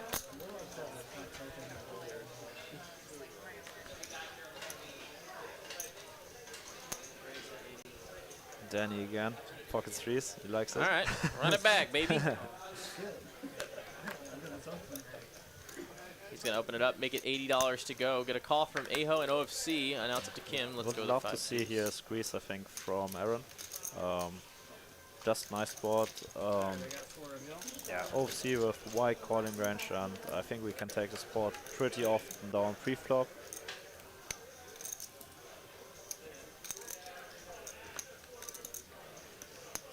Yeah, but I like his check here on this monotone board against 3 ranges which contains lots of flushes. I don't think we want to bet so wide, so nice. Yeah, Chris has his top pair, likes to go with top pairs there for a really small sizing. Anyway, on monotone boards you don't want to bet big, so yeah, well played again. Nice. Our friend Chris takes down another pot. Good job, sir. Good job.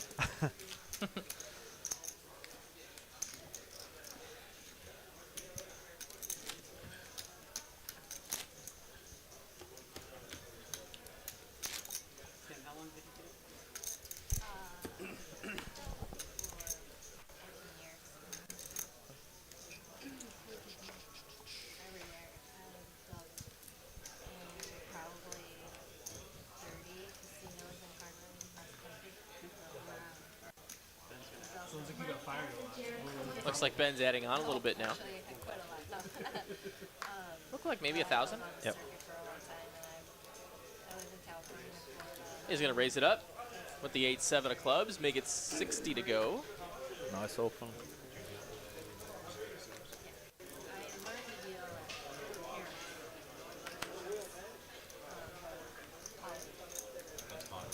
Raz going to go ahead and call the Jackson off in the 3rd blind. And ducks for Chris in the straddle. A great price to go ahead and try and set mine and see if he finds one. He's a sweet summer child. Let's see, 4? How about queen 4-4? So jack high, and pocket deuces currently are the best of it. Yeah, I think Ben can go here for a small c-bet. It's nice. Has some backdoor options and basically no showdown value. So yeah, go for one bet. He has lots of checks on turns. Maybe he can continue on a king, maybe on an ace. Yeah. Yeah, That's I think that's a mandatory bluff card. Yeah, it's. I agree. Let's see if he can do it. Can size up a There little it bit. is. He's going for it. Half pot. It's like about that. Yeah, a little. Yeah, almost exactly. Yeah. The problem is again we play against Chris. Chris hates folding, so it's like always. Yeah. You're never really confident running the big one against Chris because he loves to call you down, loves to make a hero call there. But it's like the ace is just too good for your range, so that you basically have to continue bluffing there, especially if you don't have any showdown value.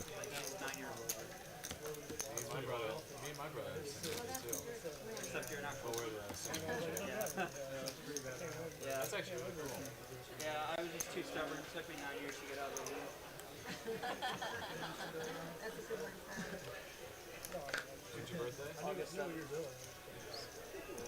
know what's going on January 7th. No, that'd be December 7th. Something.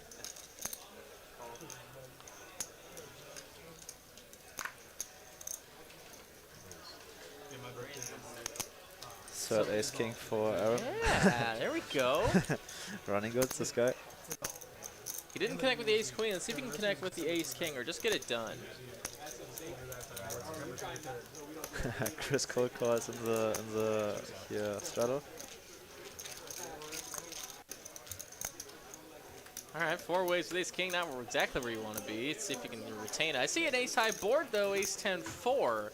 He does have the best of it right now. Backdoor hearts too. Some backdoor potential for Yeah, Phil. backdoor, yeah, a little here and there. Gut shot for Ben.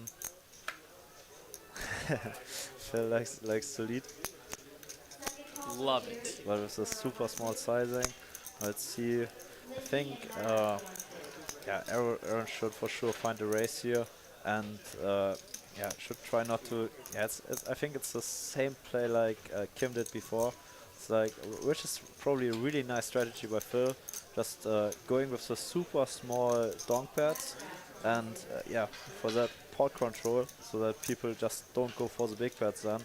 Lots of people stick to the 3x re-raising sizing, and that it keeps the small really pretty small for him. Now really good card for Phil. Yeah, it picks up a gutter and a flush draw.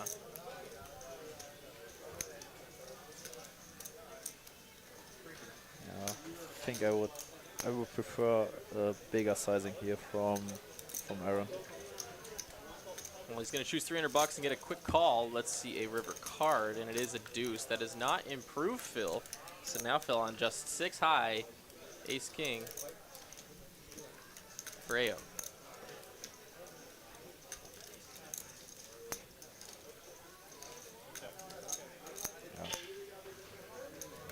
Now you can go for small sizing, targeting weaker ace x. Now a big bet doesn't make so much sense. Anyway, he will probably get a fold. I don't expect Phil to go here now for a fancy check raise.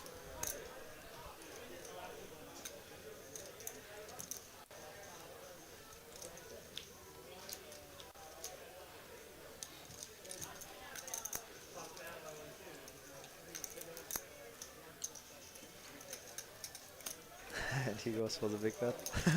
The old 700, maybe targeting a weaker ace. That's about it. Nice hand for Aaron. Takes it down, and I got a question for me here. So Ben Miney, German ancestors with that last name? You're absolutely right. Brothers. Yes. Comes from, obviously, German word meine. Yeah. But they told my great-grandfather that, no, you're going to pronounce it Miney, and that's how it's going to be. He's like, all right, well, you're the boss.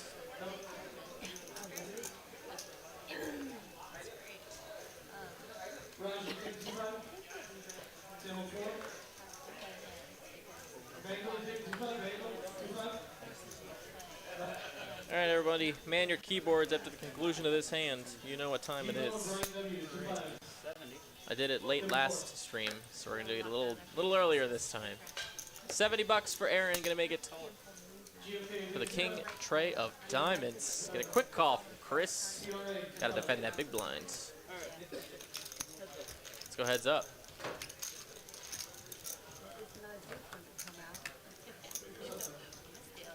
And there's the diamonds right there on the flop. And a gutter here for Chris. Let's see. The diamonds. I would love to One see time. a small c-bet here. Just, sometimes you get calls by weaker holdings like open-enders, just like getting some value and keep your range uncapped. So it's like you want to bet all your 10x here and you don't want to check them back. So betting small on the flop makes lots of sense so that you can also run more bluffs on potential turns. And if you get raised on the flop with your flush draw, you still can call a raise. So yeah, that's why I would prefer a small c-bet there. He decides for checking the flop and betting the turn. I think it's really tough for him to represent lots of strong value combinations there. Still, Chris doesn't like to fold and wants to see a river there with his gut shot. And yeah, now he just blinks basically the nuts on the river and gets no more action from the 8-high. Nice hand for Aaron, and it is time, friends. Get those keyboards ready. If you're watching somewhere on this earth, TCH Live Poker tonight, let us know in the chat where you're watching from. We're here in Dallas, Texas tonight. Where are you? I'll read the first little bits that I see live here on the stream. Show some love for where you're at. And with that, yeah, it's always hard to make such a strong hand and have your opponent just have nothing to go with. It always sucks not getting paid, but always nice to take down the pot, I suppose.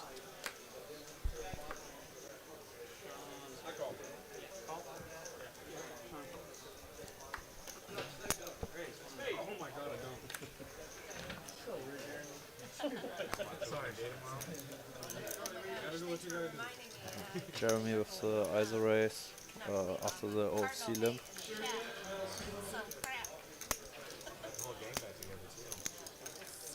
Yep, $100 to go with the Queen Jack, getting a call from Ben with the King Queen.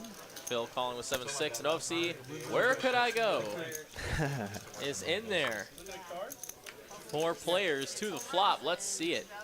There's a 4 there, 9-8-4. So OFC, I see, has a pair already. 7-6 for Phil, open-ended. Yep, yep. A little bit going on here. Some overcards for Ben and Jeremy. Backdoor diamonds for Jeremy. I'm no big fan of the c-bet here from Jeremy. I think plays against 3 ranges which hit this board quite good. So I think I would just try to check down and try to hit something on the turn. Gets a check raise by 4 deuce.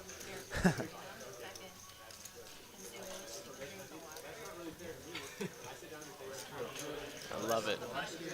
Yeah. Raising with the best hand.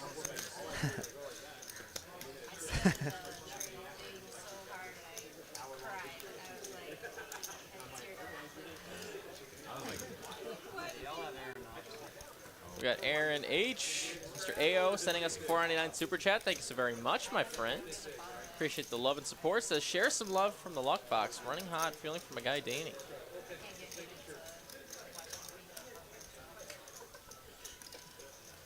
Got lots of locations here in the chat, but we could use a few more. If you're watching and you haven't commented where you're watching from tonight, hit it up. I'll read them all out after the conclusion of this hand. Phil gonna make the call with the open ender. His pair outs are live. Let's see if he can hit one of these things. That's a 3. So not white.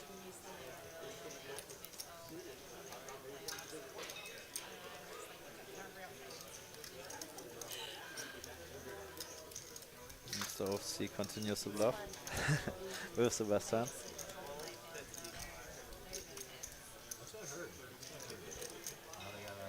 Taking some beer. Thinking again about it.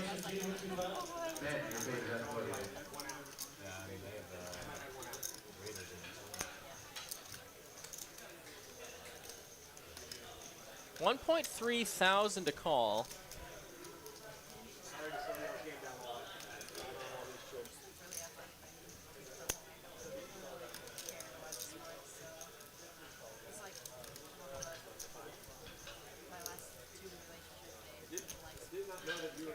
And lots of money behind. Yeah, just under a 10K stack here for Phil. He's gonna make this call to a river card. Looking for one. He's thinking of a couple cards here. Bang. Binks makes it. Not Binks the it. nuts, but pretty strong hand here. The 9 high straight for Phil in the check mark. Guess he goes for a lead here. Probably lots of combinations which OFC is representing, something like 8-9, maybe ace-9. Could go for a check back, and yeah, he wants to avoid this by yeah, donking this river, and yeah, now the hand for OFC should be over. I think Phil also has lots of flushes. He played the same way, so like random drawing combinations.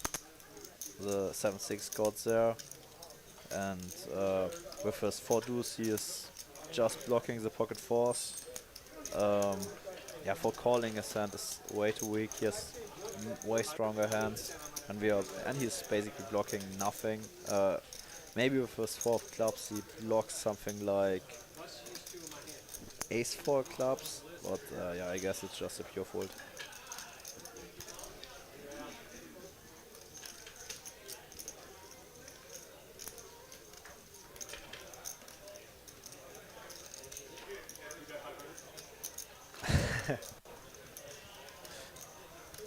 Leveling himself. It's been a long hand.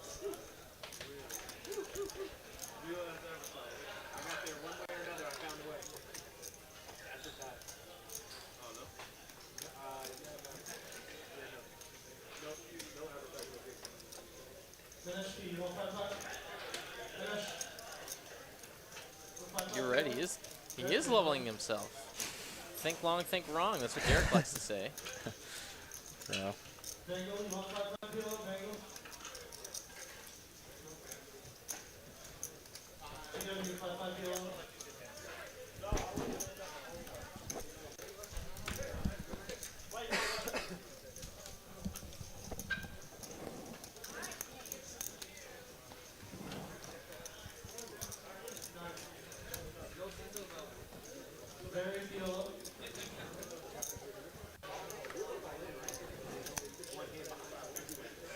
He has not folded yet.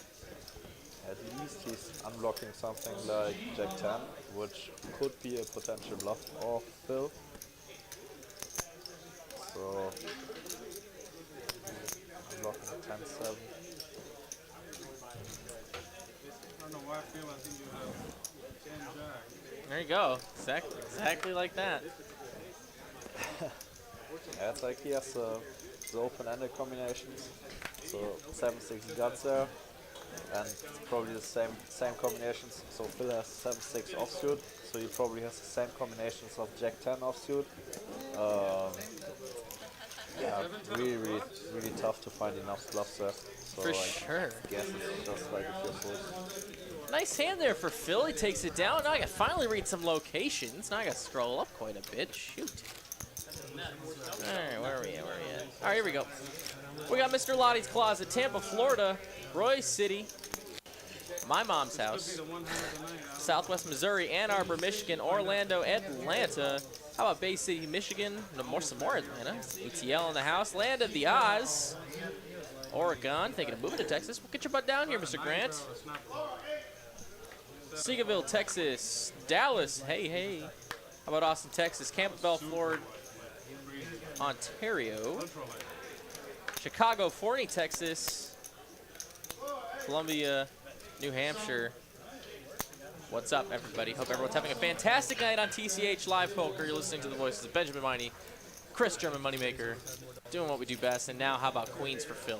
Back to back, looking to get back to back pots. Is what I'm trying to say. $70 total is the price. OFC. A really small ISO race here. Yeah, I'm gonna make it. Couple callers here. In fact, 3 callers. So we're gonna go 4 ways to a flop. Queen's well in the lead. No ace on the flop here. Queen's still ahead. Oh, but I really like his check here. And there's Even the with the backdoor flush, he can now realize his equity pretty easy by even by betting small and then calling to a raise, or just check calling. So that would be probably my line. I would prefer a check call here, just because you really want to see a river with your queen of spades, and tough to get valued by a jack. Maybe you can go for a small bet on the turn, and yeah, if the turn goes check through again, you can bet river reasonable big, just to get a safe call by a jack.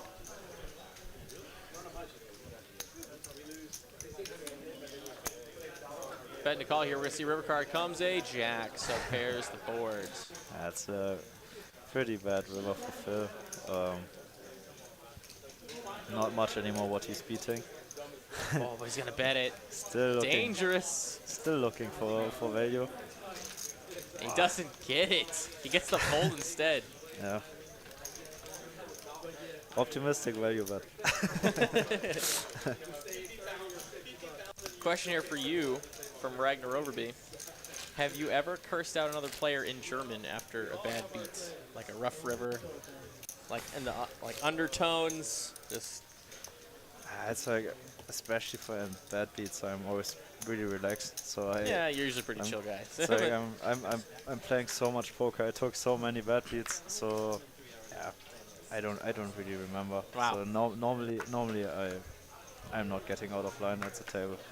So A line from the Wolf of Wall Street. I do not recall.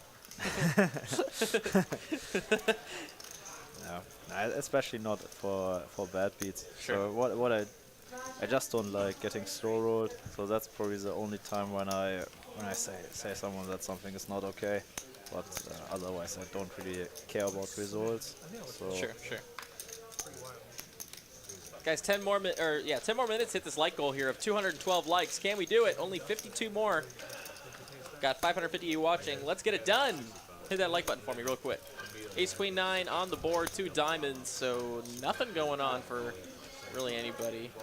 I guess a jack could come for Ben to improve his hand versus the king high.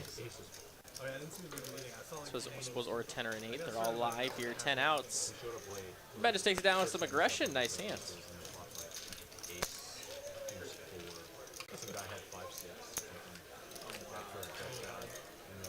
Hey, Niraj is here. It says, hey, it's Moneymaker. What's up? Niraj, the boss himself. Yes, sir. Hello, Captain. Hello, Captain. Hello, Captain. Is Niraj the table captain? Always the captain. Always table captain? He took me with him to LA, so best guy. Nice. I'll do it close to it. And it wasn't even like, if he's gonna go for it, like go for a slow roll, but it was kind of weird. I think Kim's calling blind here. Or no, she's the straddle. Okay. Well, then the other one, he thought for a while, with the kings would act like a snap call.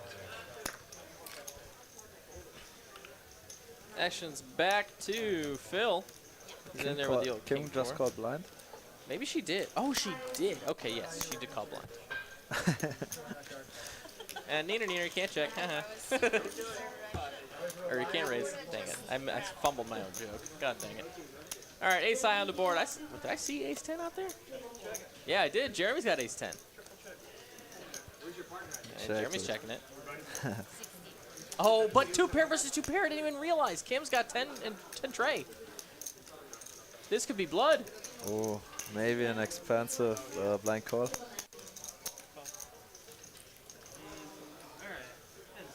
All right, so the 2 pairs are going to go at it. And a 7 on the turn.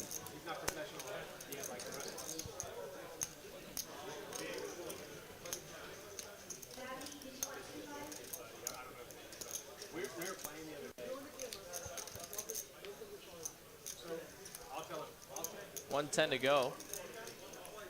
I'll tell you the story. So we're playing the 1, 2, 3 on our raised tournament. It's like the stacks are like $200 each. Like nobody has any money, and the pot is like it's like a $35 bet. And they 400 bucks is the raise right from Jeremy. He's smelling some strength from Kim. Kim here, 2 pair and the 10 high flush draw on this turn. Plenty enough equity, probably in her mind to call. And she finds a spade on the river. Jeez. So unlucky for Jeremy. Jesus, this is supposed to be one of those spots where you get paid 2 pair versus 2 pair. Such a cooler spot. In fact, he gets sucked on the river. Got stacked. 400 bucks is the river bet. Oh. Kim just calls. Oh, Kim. Kim might have missed some value there, but hey, I'm sure she's happy to just take down the pot. Yep. We're on to the next one. Gotta be wary. I guess there's some bigger flush draws there. Oh, yeah.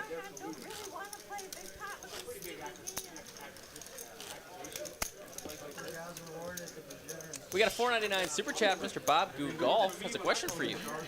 Moneymaker, what do you think about Bart Hansen's comment about banning European players from Texas Poker?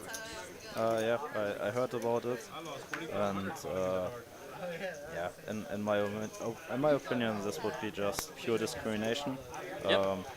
I was to be honest, I was really shocked that I thought a smart guy like Bart Hansen really says something like this in public. So he said this in the Dark Hole podcast. Yep. To be honest, I was just shocked. Yeah. And, I think it's just A rather Yeah. wild thing to say, right? it's Just- really it's like yeah, really big nonsense. So yeah, I kind of understand his reasoning. So he said, or he comes from this LA area, I think, or he played there a lot. And especially in LA, there are lots of professionals from Europe. And yeah, it's like lots of professionals who just come here for a 2-week trip. So they try to play as many hours as possible and sit often there with headphones. And yeah, his reasoning was it's not entertaining to play with them. But yeah, it's just, in my opinion, it's just a minority of players who do things like this. For example, you can't say all Europeans do things like this. So Of course not. Right, exactly. so, for example, me. So I'm Right. yeah, really rarely wearing my headphones. So, and then just saying, yeah, I would ban all European players is, in my opinion, just stupid. So, so. But I think he explained it a few weeks back again, and it was not anymore the same strong words, in my opinion. Okay. So yeah, Well, you heard it. I heard it. Absolute nonsense. Thank you for the $4.99 super chat. We appreciate it. Good question. On the other side. It was nice having you on. Appreciate it. All right, y'all have a great night. And looks like we're going to quickly change dealers real quick. We're doing a quick flip. Looks like we're doing $50 this time. I'll flip 9 ways for $50. I'll do that. Who won the first one? That would be. Recall. It was a chop. It was the Broadway chop Oh, yeah, I between remember. Aaron and I believe. Was it Danny? I believe it was Chris. I believe it was Chris or Danny. One of those two. Both had Broadway on the first one. Well, what's up, guys? Hope everyone's having a good one. We have still 4 minutes to go to hit this 212 like goal. We're gonna need to do that right now. Get those likes in there, guys. Do it for me. Do it for Benjamin. We're almost there. Just about 17-ish. No. Math is hard. 15 plus 12. Oh yeah, 27. 27 left.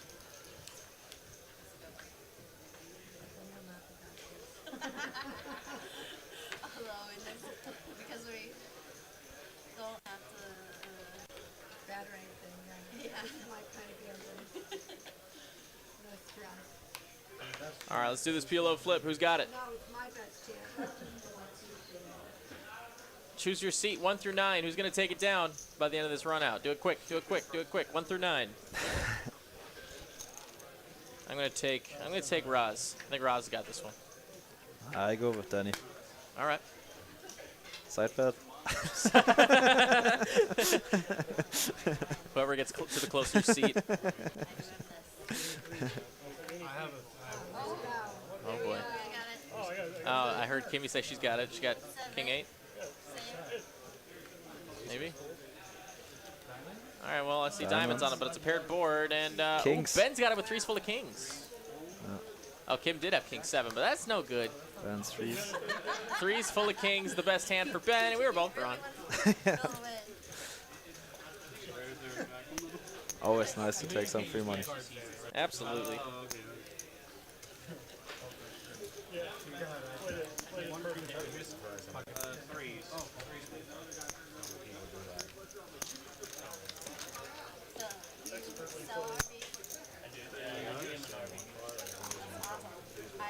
Nice hand there for Ben. Always nice to take down some cash for minimal investment. And we move on to the next one. Just like buying a car, is it like credit-wise, like buying a car versus buying a house, or basically middle. Okay. Oh, We got Derek Yang, my commentator, in the chat. What's up, Derek? Says, I like this guest commentator more than that other usual guy. So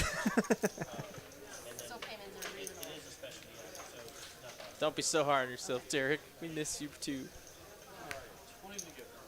Come tap me out. Have a good time. I definitely should get a card for you. It's been a heck of a great stream so far. Lots of fun. Laid back 5-5-10 no limit here from Texas Card House, Dallas.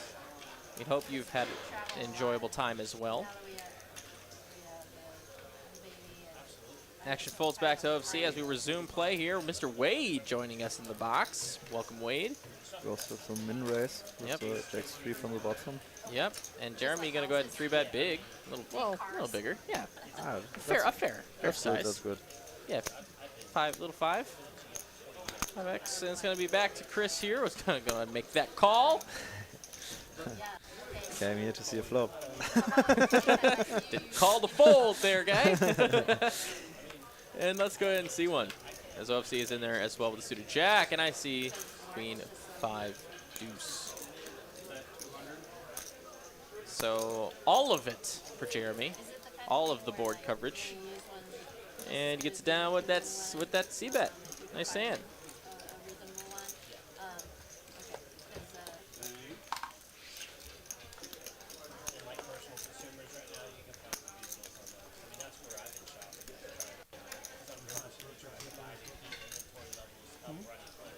So just buying person to person. Top pair, top kicker on the dries, sexy board, and nobody Yeah. has. That's what I'm saying. Yeah.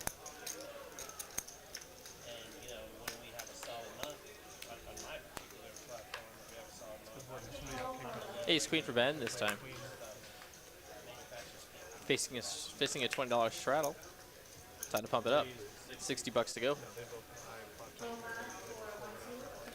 I'm super interested. Queen 5 Yeah. Well, actually, I own a big card, but I don't. It's not diesel. My parents said that you needed diesel, big diesel.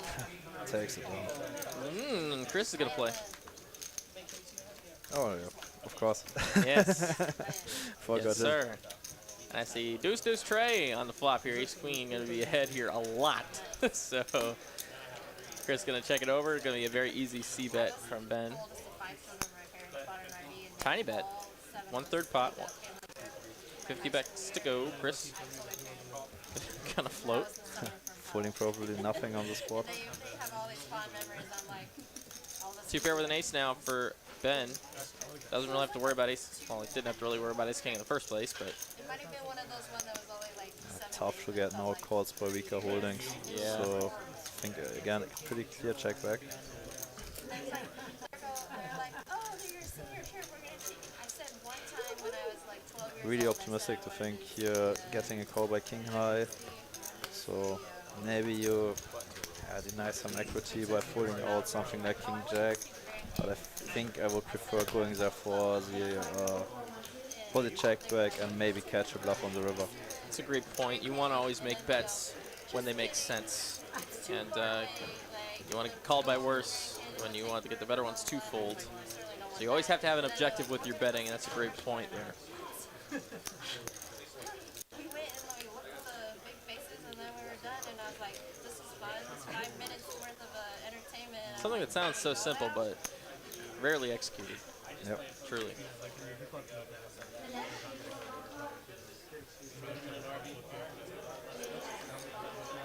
And you have all your stuff. That's all.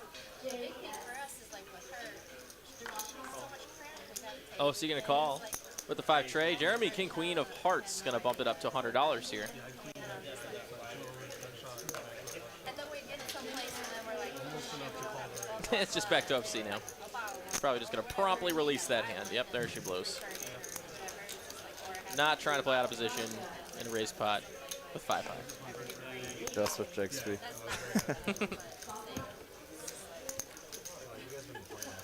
All I care about is like,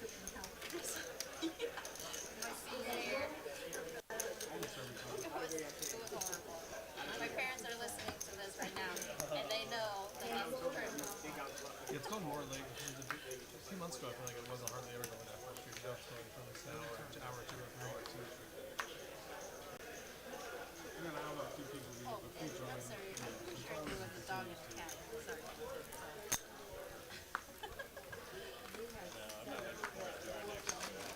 OFC gonna just go ahead and limp on in. Straddle pot with the 10-9. Kim is gonna play it. 8-5. Chris, ace jack of diamonds. Is that a 50? very tiny raise? Tiny is an understatement. Almost disrespectful. Little action builder, I'm sure, is what the idea was behind that one. And he'll find a jack on the flop on a monotone hard board. OFC with the pair and a 9-high flush draw. Kim with bottom pair and a dream. $50 is the bet. There she goes. Heads up to a turn card, which will come the jack of spades. So ace high with the trips. Again 50? Yep. No, yeah, well, it was 50, and now we're going to raise up to 2 black chips instead. Chris is going to make the call. Snap. Snippity snip snap. Let's see. What? Wait, what? Oh, he this wasn't a call, it was a snap re-raise up to 400. Oh, okay. Interesting. Tiny bet, raise, re-raise. Oh. Cool. Takes it down.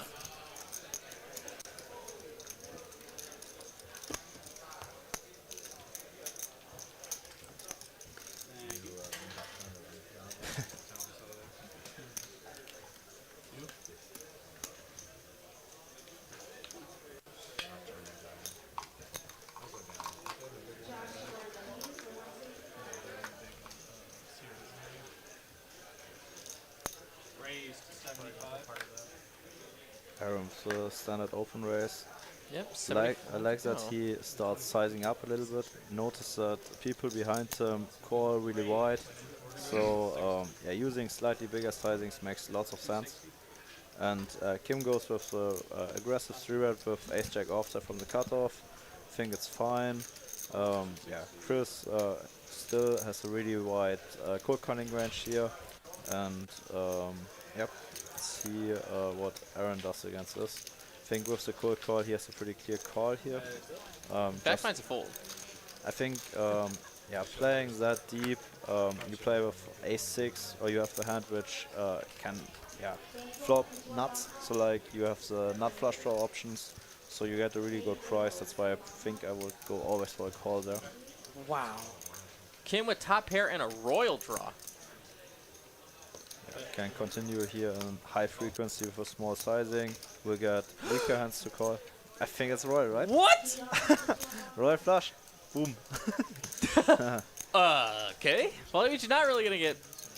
Oh, she could get paid, right? Chris made it straight. Yeah, because Chris got it straight. High hand floor.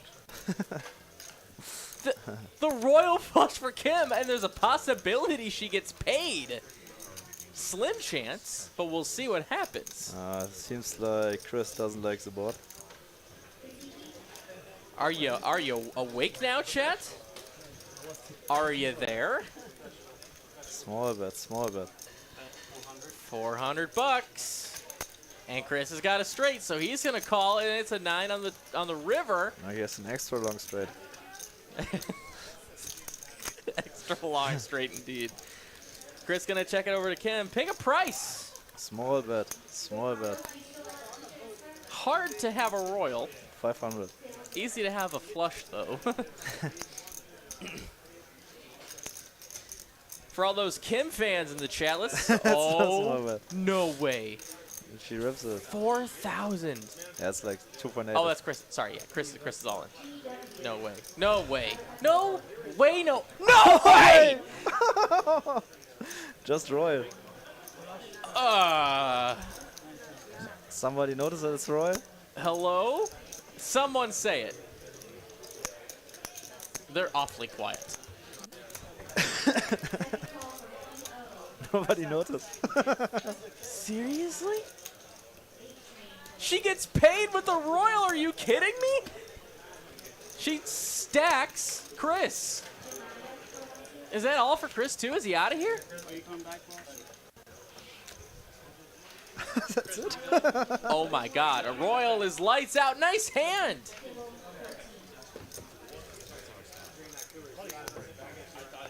Wow.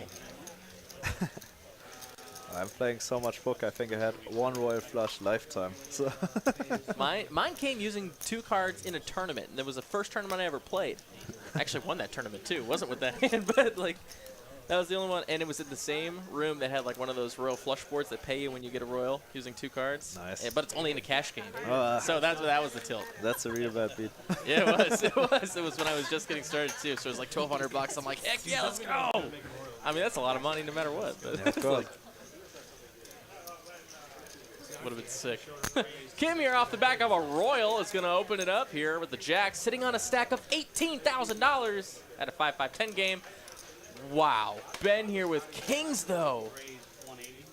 It's going to re-raise, make it 180, a clean 3x. Dani ace-jack, a good fold in the big blinds. So now it's interesting how Kim plays her jacks there. My God. Pokers again. Phil going to call it the 10-6 of spades in the third blind on a 12K stack. I think Kim has to go here pretty aggressive for a 4-bet. Like now so much dead money in the pot, and yeah, Ben has probably still a pretty wide range. Plays 3.1k effective. Yeah, I think I would take some kind of $700 sizing just to get out yeah, the dead money, and yeah, perfect play from Kim. I think the forward here does make lots of sense, just like really unfortunately that she's running into kings, but if she now gets a 5-bet shove of Ben, I think she can still get away from this. It's like she's not committed, so too much money behind, and yeah. Oh my God. I think she can find a fold here. It's like just like it's a little bit too much. It's like 150 big blinds. Yeah, it's almost a 5x. I don't think she should broke it with jacks, so I think she can find a fold here. But still, it's like I think that's the best play to find here, the 4-bet with the jacks, and if she can find the 4-bet fold, it would be an amazing play. And she's asking for a count. It's a great time to use, just basically to think about it for a second. While that count does come. Now she has to think about her 4-betting range in the spot, and it's like probably ace queen plus and jacks plus, and now she has to think about her minimum defense frequency, and I guess it's fine if she folds her bottom range, and it's like not necessary to call off with jacks. It's like maybe enough to call queens, ace king plus, and find a fold with your bottom range. Come on, Kim.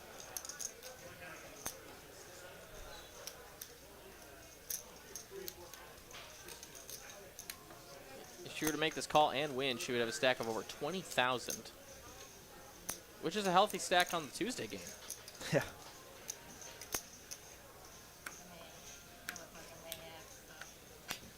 Nice fold. Just about playing perfect tonight. Very good play from Kim tonight. I didn't think I was going to get a fold.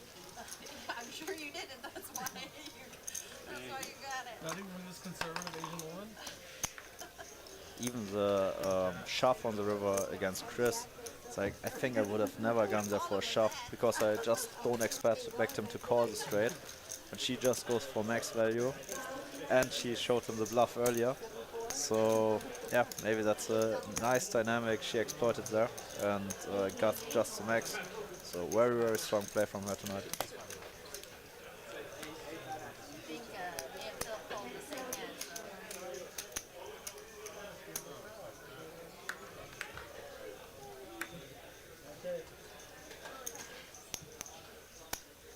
Raise 60. All 60.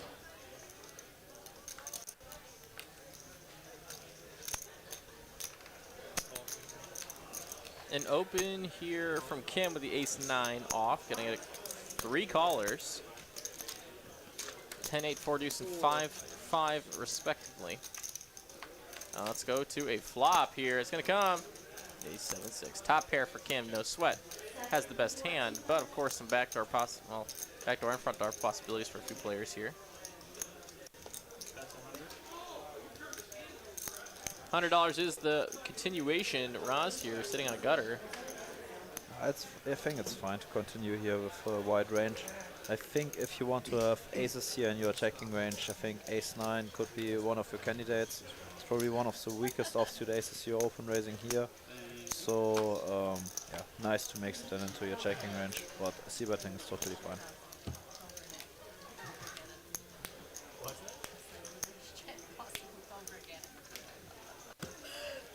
What's in the 40?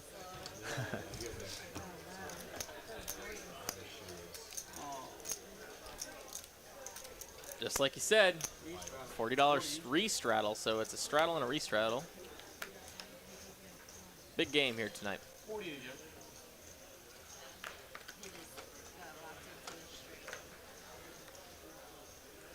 Ben here, pocket sevens and a re-straddle pot. I thought he was reaching for those pinks for this raise. I'm moving it out of the way so I don't. There it is. Yeah, I was just thinking the same thing. We're all on the same page. Maybe after the hand. Maybe after the Put hands. another one. I think Dani reloaded too. Like, looks like a really big stack for him. Kim's gonna call with whatever she's got. Mystery hand. We're gonna sweat with her a little bit. Unfortunately, I don't. I can change them for you though. Now. 10-10 deuce. A good flop for sevens. You don't blame him. I don't Gonna check over to Ben. Yeah, I can go here with a really wide c-betting range. Should use yeah, about third sizing. What he did. Takes it down. Very nice. Nice hand. Nice hand. It's always fun to rub it in a little bit more. Just a little bit. You want it back? I just don't like having one odd shape. I understand. I do the same thing. Did I do that right? Yeah. Oh, Chris is not gone. He's back. Heck yeah. How much is this? It looks like 1.5? 2,000. Unless I'm missing something. Found some money in his pocket. It's either 15 or 2,000. One of the two. Somewhere in between there. Looks like Aho going to be reloading as well. Or topping off anyway.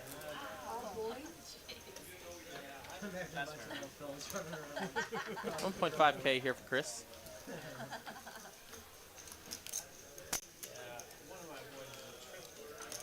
Is there no minimum buy-in at this table? A minimum buy?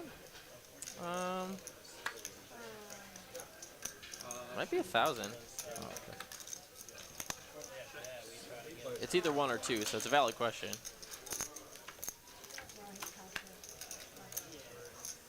Nine seven Trey. He might have money back too. I'm not sure. Really likely. I bet here.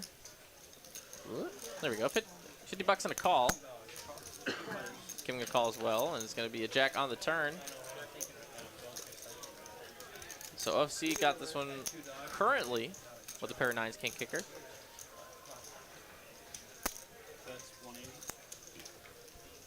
Gutter for Jeremy though is going to be the bet. Have you met taking all of them? Oh, interesting that he takes it down there. Nice hand. It's so tough to read what OFC is doing. Like, you never know. If this guy has a feeling, he goes for it.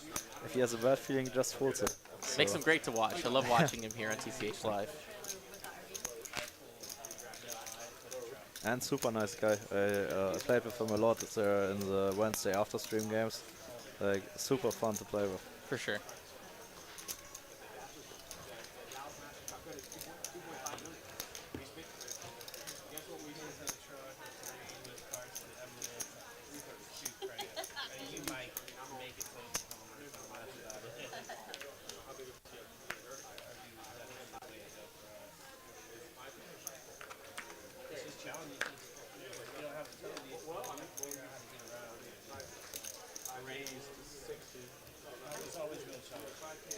Dani gonna open up here with the pocket sixes to $60. I think I had the Dodge Ram 1500 long card edition.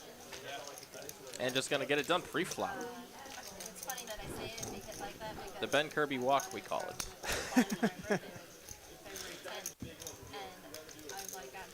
Hey, Tristan All with the nice comment says, I love watching you all do a great job. Thank you so much for the nice words. Yeah, Moneymaker, definitely a natural in the booth.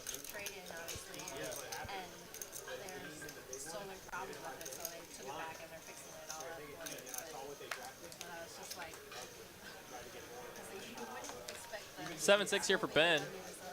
Should be an open race. I think he's going to agree. Yep, for sure. We're seeing some really good play from Ben tonight. And he's going to make it 60 bucks to go.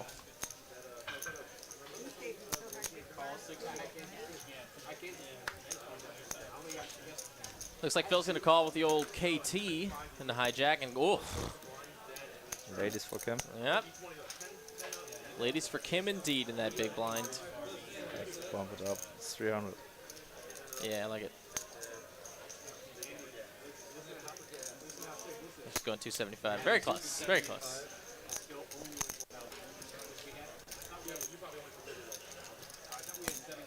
Well, basically right where you're saying. I think Ben should call you pretty much always. Really nice hand to have in your open race calling range against the 3-bet. Plays really good post flop, and yeah, you have so much money behind that it's like really profitable to call and try to crack something like aces, kings, or queens. So nice call, and Phil wants to see a flop too. Wow. 7. Yep. So pair for everybody. Nobody really likes this flop. Nope. So maybe Phil. Yeah, check from Kim, I think is fine. She could also go for a small c-bet. And oh, this is it. I think Kim has the queen of diamonds. Yep, she sure does. I like the check call here from Kim. So she wants to pot control, really wants to see a turn. And I don't like the check here from Ben. I think he really needs to go for value here. Basically for the same reasons why he called in the first place, right? Exactly. Now it's like basically the dream scenario where he can get some value, and he shouldn't be too scared of the flush draw. I think Kim would c-bet all her flush draws by herself, and Mustafa here and Phil wouldn't check back lots of flush draws. So I think he missed a really clear bet here, and now his trips get are not now second best because Kim played it really nice. Went for the check call, realized her equity, and hits her flush on the river. And I think now leading for Kim does make lots of sense, and she should use a pretty small sizing because now what is she targeting? It's basically the jack of diamonds, maybe an 8 of diamonds. So, but there are not many combinations of this. So it's like, I think I would have sized maybe even a little bit smaller, because you have to make sure that the weaker flush is calling you. So, and probably all other holdings will fold anyway. So yeah, I think her sizing is kind of okay. 450 to go, and trips folded. Can Phil let go of the 10s? I would imagine so. I would hope so. Maybe he can go for a big bluff. You're not blocking anything. Nope. Nope. Makes the folds. Nice hand, Kim. Absolutely nice hand. The best hand pre-flop one anyway. Well played again.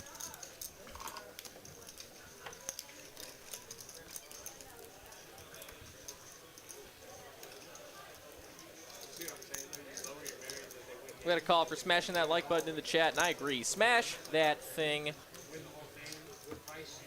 like it's your job.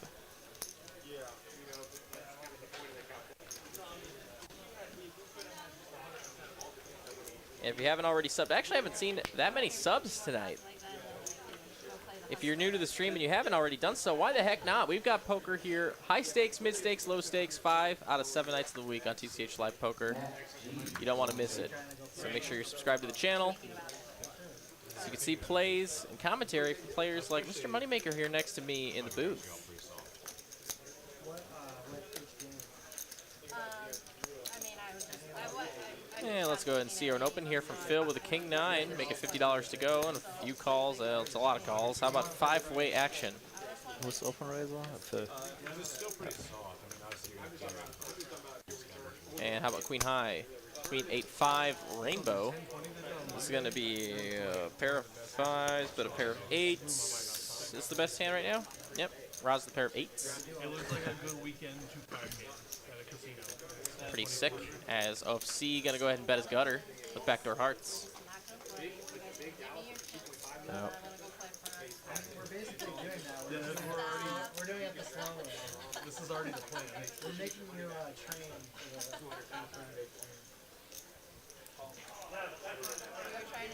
Maybe a quick call from 4 out of 5 players. It's a classic Dallas multi-way hand. That's right. So- You're not right. That's exactly right.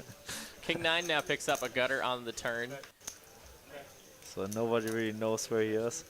Actually, Roz picks up a gutter too, and a queen does come on the river. Pairs the board. Pair of 8s and queens for Roz. Maybe the first one tonight for Roscoe. That's true. That would be true, isn't it? I think so. Or is someone bluffing at this? Ben thinks he has showdown value. Phil gave up. OFC with the big bluff. Oh, man. How much? Oh, That's small. It looks small. yeah, but I think Roscoe's folding her 8. 265-ish. Maybe it's enough. 365 days Come of on, the year. take your first one. No! Root for you here a little bit, Roz. I gotta get you one. Yeah.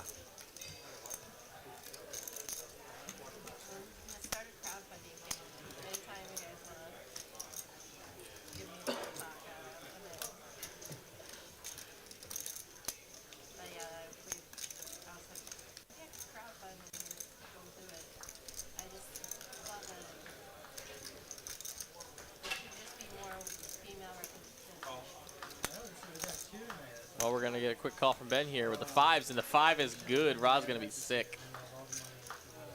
I mean, It's how sick can you really be there? Honestly, now I say that, but like, fair I base. think it was 5-way, and Yeah, it's just. OFC is just bluffing into four ranges. So, yeah, 6 that he has bluffs there. And Yeah. pretty strong call there from Ben. So I'm a little bit surprised that he finds there such a quick call. Ben now up $1,000 on the night. Nice.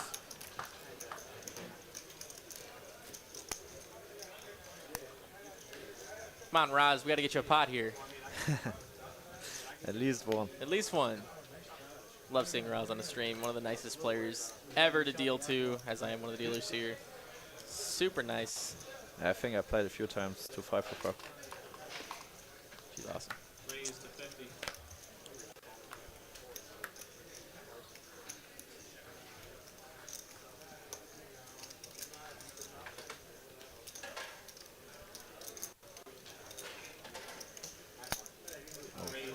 Came with a 3-bet from the bottom again. Again, pretty aggressive. I like it with ace-jack. In position, deep stack, we want to put lots of pressure on our opponents. I think putting ace-jack off in this range is pretty nice. This some kind of neutral board. She could go here again for a c-bet. I think that would be the standard play. But checking it down is completely fine. So if you have an ace with a good kicker, just realize your equity and if you can check it down. And it's pretty nice. I think at some point maybe OFC should start bluffing here, just because he has basically no showdown value. I don't expect Kim ever to check down some 10-eye holding, and so he has at some point I guess a bluff, but giving up some spots is fine. So probably well played by both.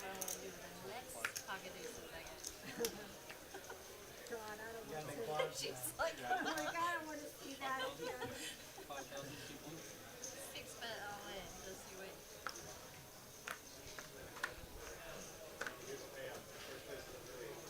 Did you mention you had the chips earlier, right? I had a 1K when I lost the Yeah, I was just like, if you didn't tell me, you should tell them. No, I did. Oh, you did? Okay, Ace-9 versus Ace-7 here so far. Kim with the Ace-9 is going to open it up to 80 bucks. And how about Kings for Ben again? He's had Kings twice in the same orbit, I think. Running good. Running good.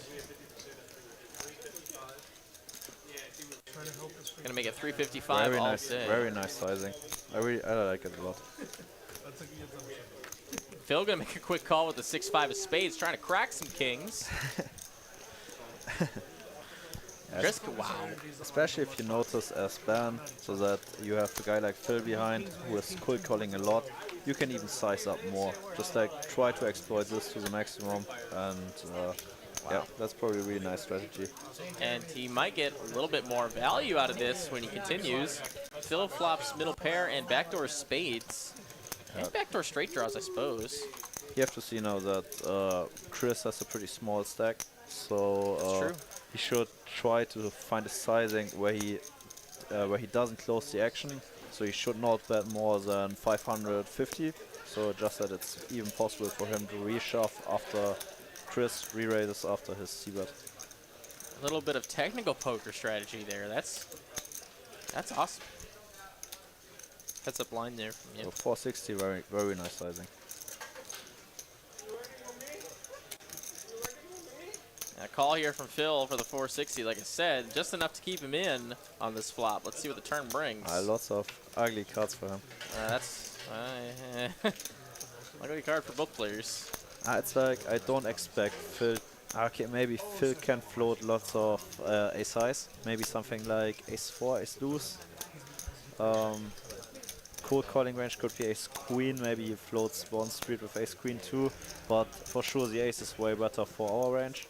So I think I would continue barreling like he does.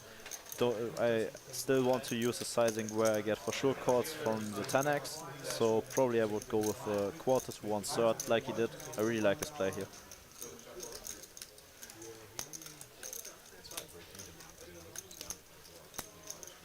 With blocking the flush draw, I think there's also reasoning for checking. So giving Phil the chance to bluff on this. Maybe that's it's close. I think continuing betting here, getting value from a 10. It's nice. Or just checking for getting some random bluffs in. It's also nice, especially with bluff blocking the diamond flush draw.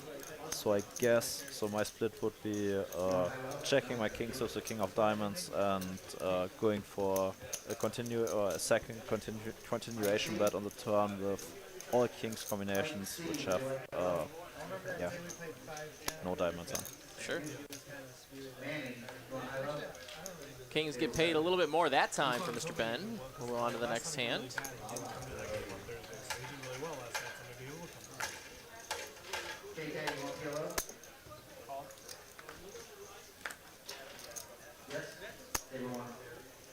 Dani No, with kings. not Dani with kings facing 7-6 from Chris. What's Phil got over here? Oh my God, cooler. What's this? Big thing against straddle? Yep. With the right flop here, we could see a 20K pot. Oh man, we could see a 30K pot if OFC's in there and flops the right thing. Super interesting that Phil is just flatting the big blind open raise from the straddle with jacks. So it's like mandatory 3-bet normally. So yeah. What a terrible flop here. Phil here gonna take advantage of Dani's weakness. Why the heck wouldn't you c-bet this flop, Dani? I think Dani has to call at least one street. And he will. He doesn't like it.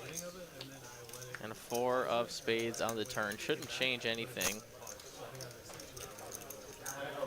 Dani's gonna check. Phil's gonna check back for showdown at the cheapest amount. That's a very good river for Dani. I think he has to go now for a small c-bet or a small block bet sizing to get value from a 9x, because 9x probably doesn't bet himself, and yeah, that's exactly what he wants to target. There's no way Phil can fold for this size. That's like very well played by Dani.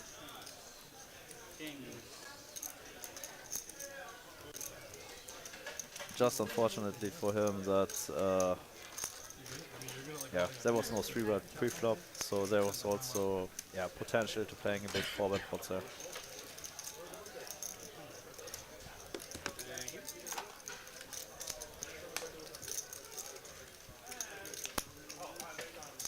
Like, some money behind.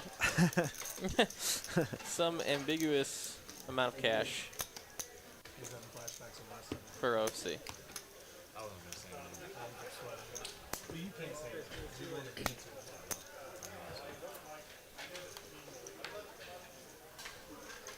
that the third time with Kings tonight?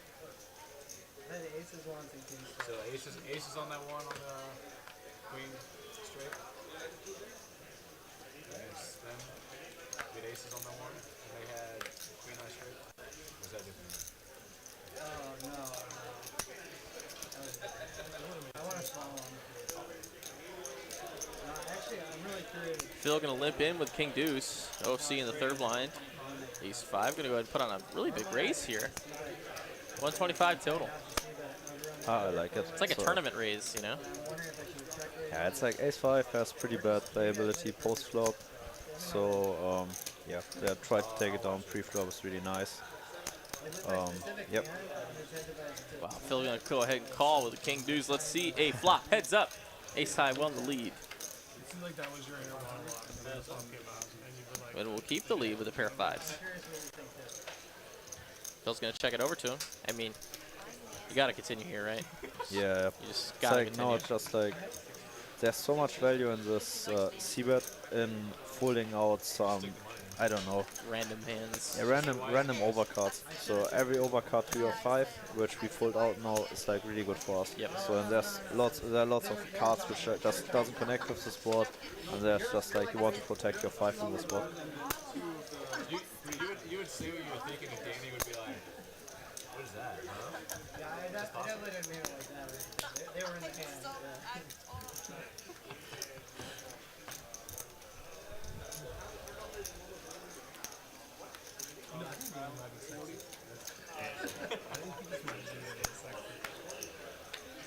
Oh, that was good. Ace king for Roz this time. Now she got a hand to play. She's gonna raise it up under the gun, 105, facing a double straddle. I mean, that's not Actually, what I really would small say, but size. I respect his right to say it. Free country. Inviting action, that's for sure. Yep. OFC's in there. Let's see. Let's hope that she wins her first one. And came here at ace 8, one half of the dead man's hand. We'll call. Good luck. Oh, I see an 8 there. Yep. Roscoe never lucky.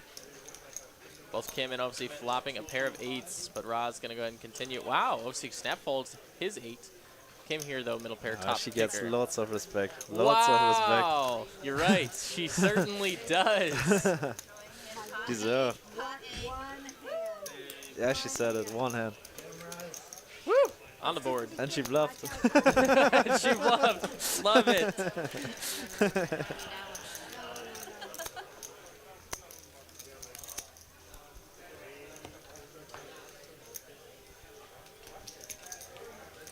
Tell your husband to watch Roz? I don't know if he will, but I told him to.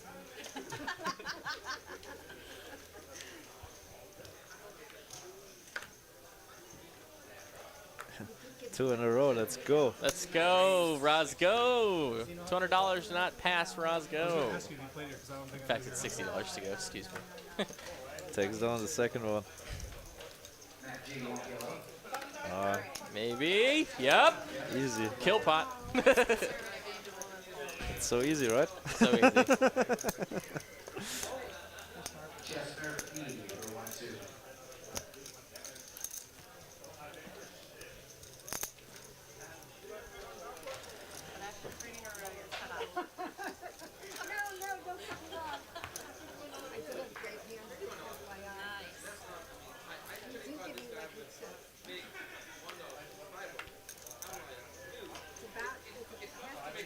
Straddles on, 5, 5, 10, 20. Hand number 64 of the night. Not like my dad. Ben here, suited 1 gapper and 7, 5 spades. Definitely going to open up here in the +2. Trying to add some a little bit weaker holdings into that plus little earlier position range. Yeah, just covering more different kinds of boards. Yep. Like 7-5 is pretty loose open. Yeah. So I prefer having the really connected suited connectors. For sure. But yeah, it's fine to mix it in. And it looks like he's going to connect a little better than OFC here with middle or bottom pair, excuse me. It's a really dynamic board, and on this kind of boards, the in-position player has a big advantage. So playing them passively and controlling the board makes lots of sense. So it's like dynamic means so lots of cards change nuts on this board. So on this flop, tens is nuts, but it's like on any club the nuts change. On any six, jack or whatever, it's like straights are possible, flushes are possible. So the out of position player has to play really careful here. Wow, that's a good way to. Wow, that's a really good way to put it. 8 on the river is going to be a check.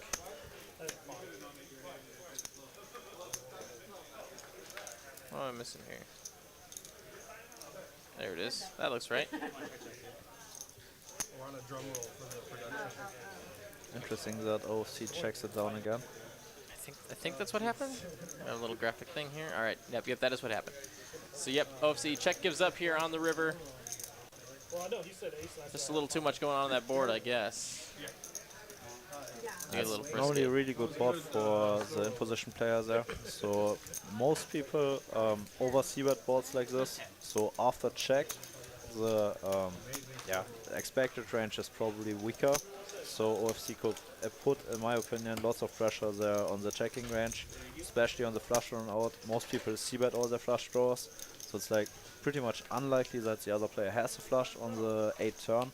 So yeah, I think OFC should have played this hand more aggressive.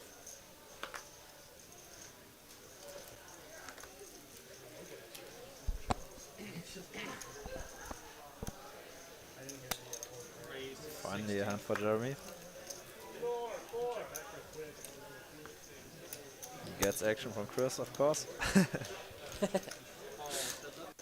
Battle of the spades here. Can Jeremy hold king high? I see 2 pair for Jeremy. That's pretty good. Top 2 pair for Jeremy, and just backdoor possibilities for Chris. Pretty nice. Yeah. No, he's not deep enough. It's just not. Yeah. But he can't help himself. He's gonna find one more street. Queen on the turn. Terrible for Mr. Chris's hand. Yeah, mandatory continuation for Jeremy once he gets the money in there. But yeah, unfortunately Chris has nothing. Nice guy Jeremy showing a hand.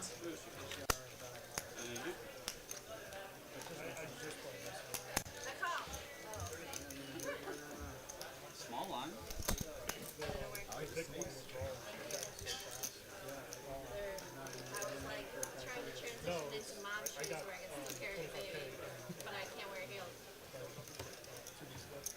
Like I was expecting it to be like overnight, and then I checked my wall and they're like, I was surprised the game was even that fast.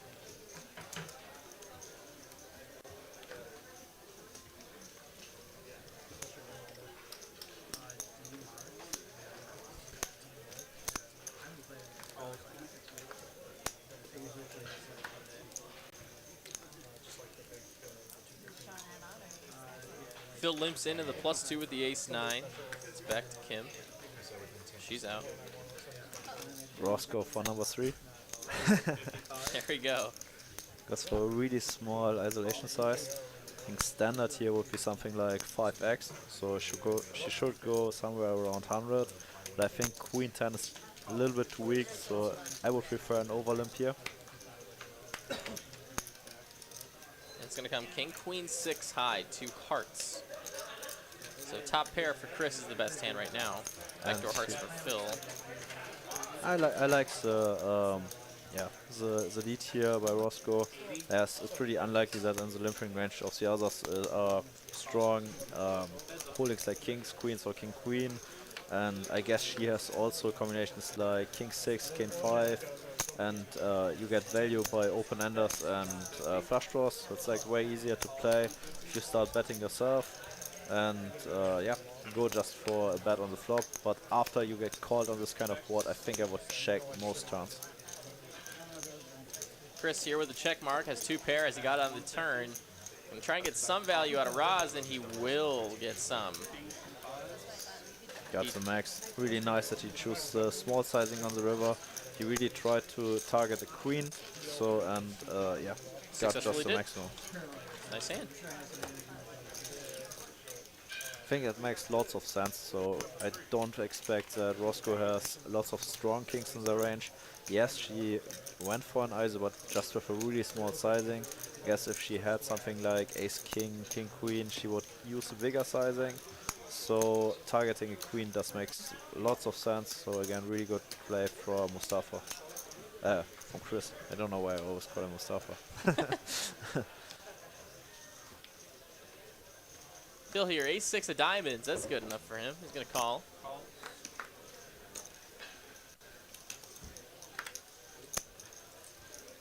Came here with 10 deuce of diamonds. Gonna make that call. Chris here, pocket threes. He's making the call, all right? Well, Ben, 10-7, not gonna. He ain't gonna check his option. The old hearts, 7 deuce. 7 deuce. Let's go. Let's go, Dani. One more. One more. I see Jack high. Jack 4 deuce. So bottom pair for Dani. Although he's pipped by Chris here. Pocket threes. And dominated by Kim. Ah, yes, that too. Chris gonna make the call. Does have the best hand. Dani promptly gonna release. Again, I like the lead from Kim. Makes sense to use your small sizing just to fold out overcards. There are lots of cards which just, oh yeah, there are some cards which improve your hand. If you hit a deuce, a diamond, a 10. So yep, giving you information, and you deny equity against random overcards which you fold out. So and after getting called, it's just a pure give up on the turn. Phil here with ace high is just going to take a stab at it with some aggression. I think that's just going to get it done. It does. Nice hand for Phil.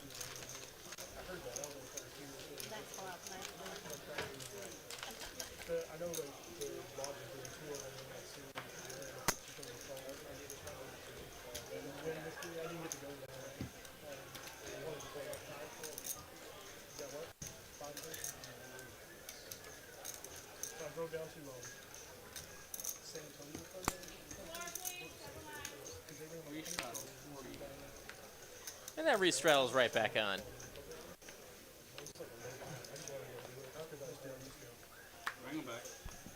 And try again. Happens to the best of us.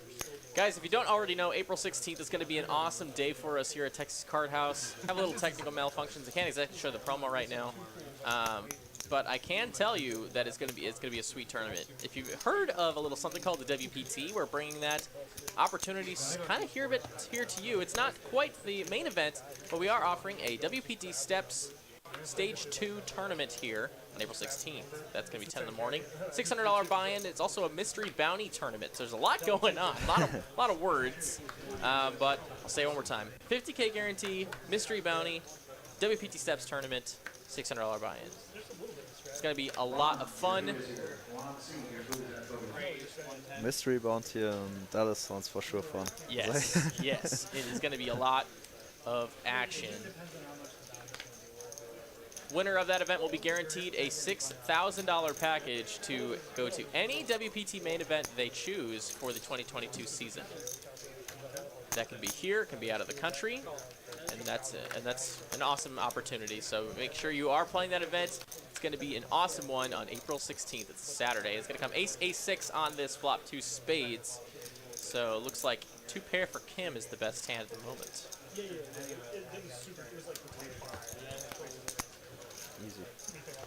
Easy.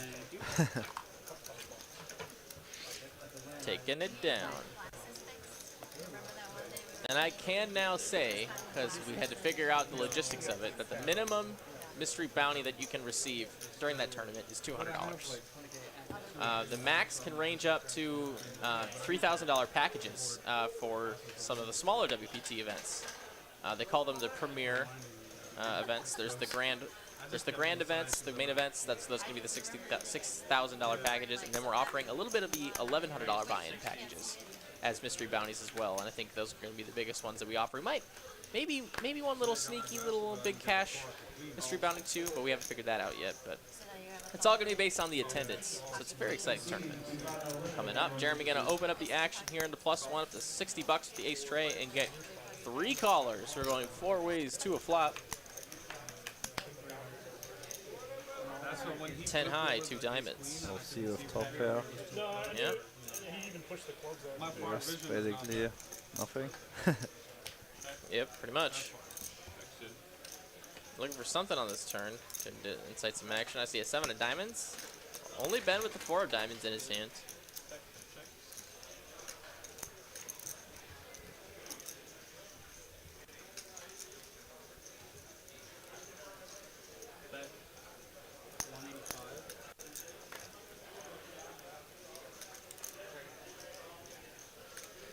Interesting that he decides here for a big sizing. So the flush gets there. Maybe he wants to target ace high flush draw. Could make sense, yeah.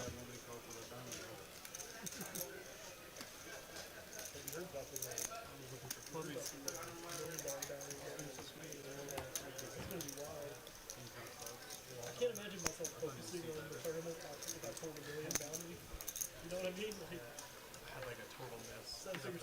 But it was in that range. King Queen would take a stab. King Jack for Aaron.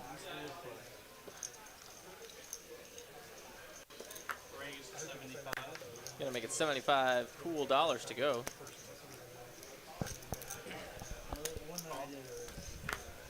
Chris gonna make the call. 8-6 off. Of course. Of course. Phil gonna call as well. It's back to Jeremy. Suited 10-6 and a straddle. He's gonna loosen it up a little bit. And we'll go 4 ways. And it's gonna come 5, tray 7, 2 hearts, 1 diamond. So Jeremy flops 10 high heart draw. Open ender for Chris. Backdoor hearts and 2 overs for Phil. Aho just 2 overs.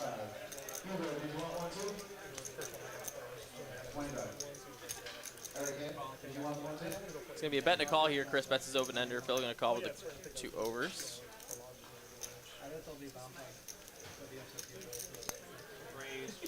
Looks like Jeremy's gonna put the heat on right now with the 10 high flush draw. Try and take this pot down right now at 10 high. Also the gut shot. I'm not sure if I would do the same. Wow. I know I'm playing against Chris. Jeremy just rips it with his flush that's made. Chris, nothing he can do. He's got to fold it. Very likely he's drawn dead, and he was. Yep.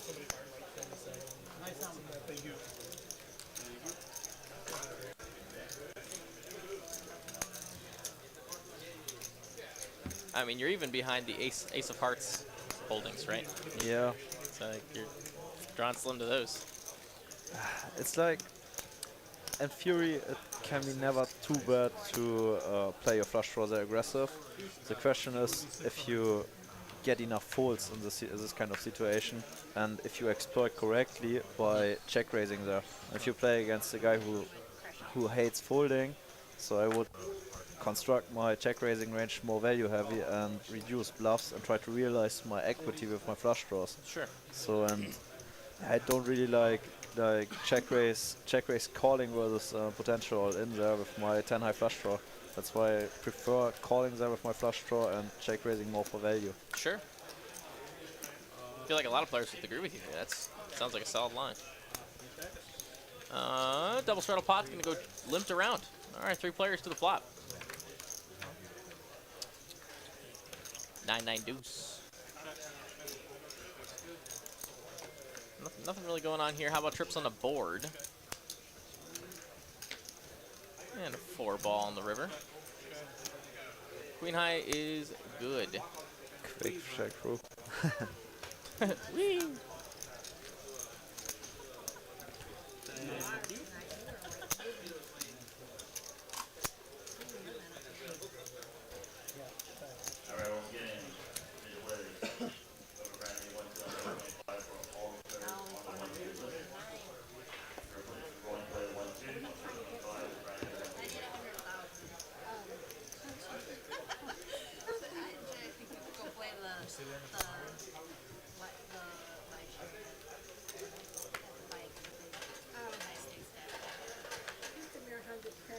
Roz here, Queen 10 of clubs. See if she wants to play this one. I think she does.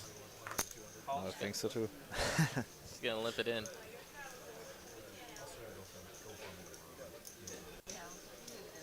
Chris in the tank. Thought about it and then folded. 9-7 not good enough. Ace queen for Dani. That's time to raise it up. $80. Ooh, tiny. Interesting small sizing. I think before he ISO 200. I'm correct. Obviously gonna call with the 6-4 of diamonds. Diamonds could be pain on this flop here. Aho Yep. in there with the suited I ace. think ace, they're 3-betting the ace 10 suited is possible, but probably a little bit too thin. Our hand plays also well multi-way, so I think I prefer the call there. I think he plays it fine. You are dominating some hard flush draws and also some ace X, so I think I hate getting a 4-bet. So yeah, calling that's probably the best option. There's actually a little bit here for a lot of players. Yeah, gut shot and flush draw for Roscoe. Very nice spot for Dani. I think he should go here for a c-bet. Pretty much always can use.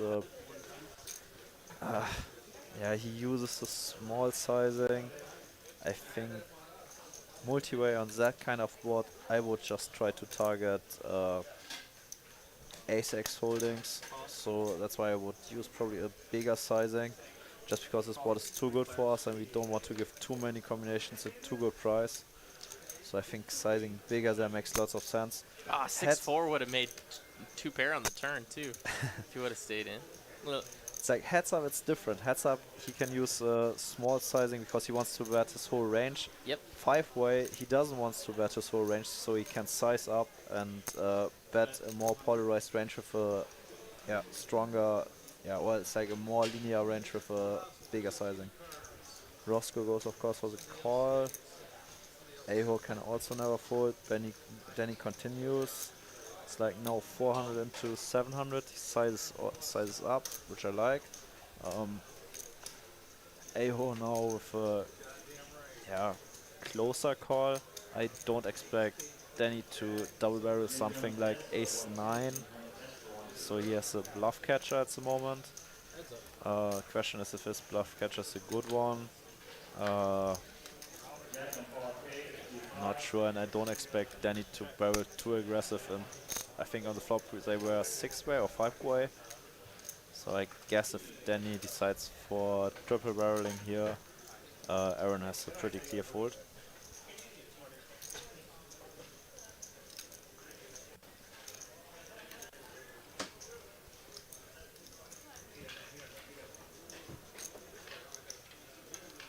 Dani thinking about how much value he can go for here if he wants to He go has to for target exactly ace jack, ace 10, and for this I would go for something like half pot.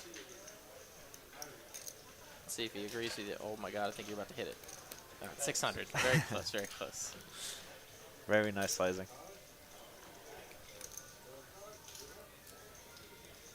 Actually going a little bit more enticing for the call here at this price. Yes. I think maybe smaller is even better. So you really want to have the call by ace 10, ace 9, ace 8. So there are lots of weaker ace X holdings, especially where he defends in the straddle. So he has probably all the suited aces combis. And that is what Dani exactly is targeting. But I guess against the triple barrel, I don't like the. I wouldn't like the call. Well, of course, it hurts to fold on the river against 1/3 sizing.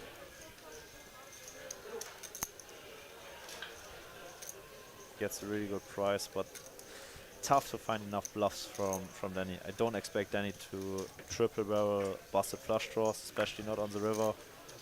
Then our 10 is probably not the best bluff catcher, just because we are blocking potential bluffs, so which are really unlikely, like Jack 10. Yeah, I'm not sure. Would be a good fold if he would make it. So, how much is King Queen of Clubs gonna be bluffing here on the river? I don't expect Dani ever to double barrel that on the turn. He has showdown value and he wants to realize his equity. Yep, makes a lot of sense. Aho gonna call just in case it is that King Queen of Clubs. But he is in fact incorrect. It is the Ace Queen of Diamonds. That is a better hand, and Dani will take down an extra 600 bucks on the river. So that target you were talking about paid off. Very well played by Dani again. So you can see 5 players in the green here, with Kim being the most so. She's up 5.5 thousand tonight. Aho up 4.7 thousand.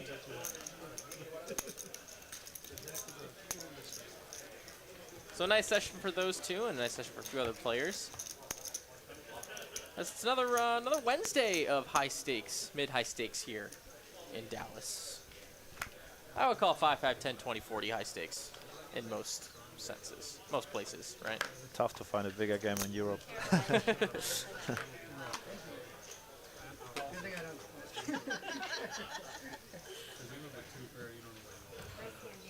Now if you're going to Macau, different story. True.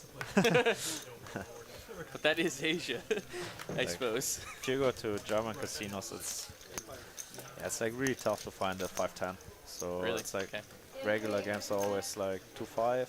So yeah, you have to be lucky to find something like this. Maybe during seriouses. So or in Rossendorf, there's running regularly 5-10.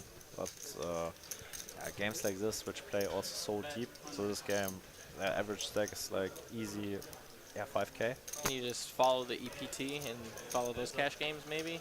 Do they follow the same? Possible, yeah. But it's like always pretty strong player pool. So Oh yeah, that's true.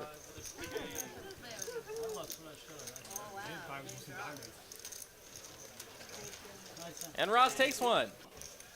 Nice hand.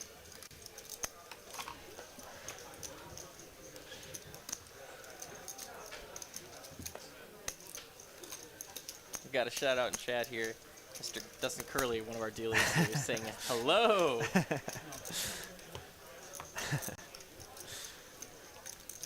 Good guy, good guy. I agree. One of the best. Yeah. Room for improvement in the stealing skills, but good tournament play.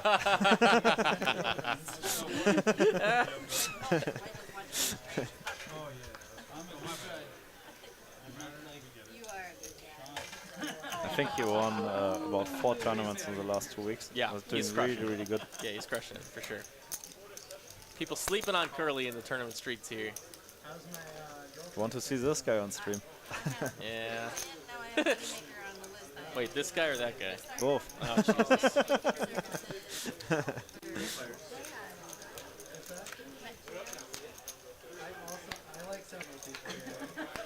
It's going to be an open for Phil. You're getting 2 calls. And it's going to come Jack 10-9 on the flop. 2 clubs. So, an open ender for Phil, but otherwise, pair of 10s for Phil. It does come a 7 on the turn. So, how about a straight for Phil? Currently the second nuts. At about 125. And it's going to get her all done. Nice hand for Phil. Straight's good.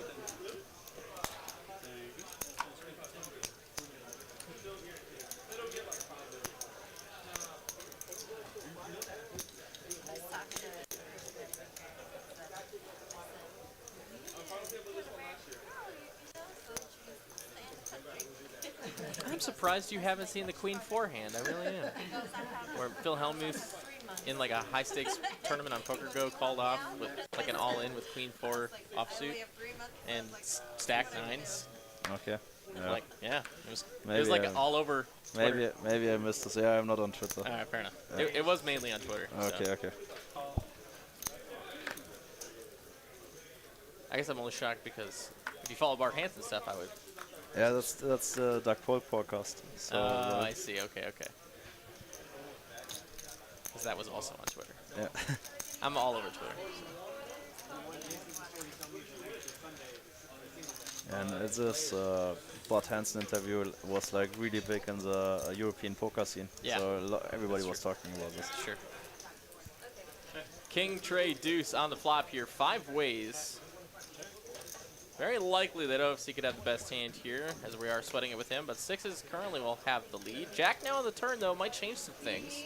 Pair of jacks for both Phil and Roz.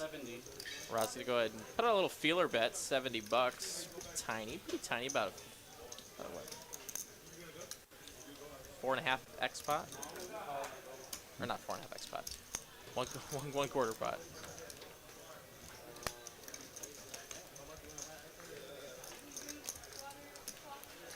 Raise 230.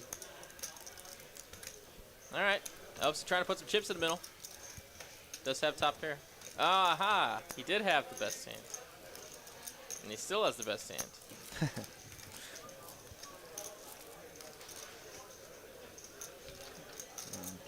Phil is going nowhere.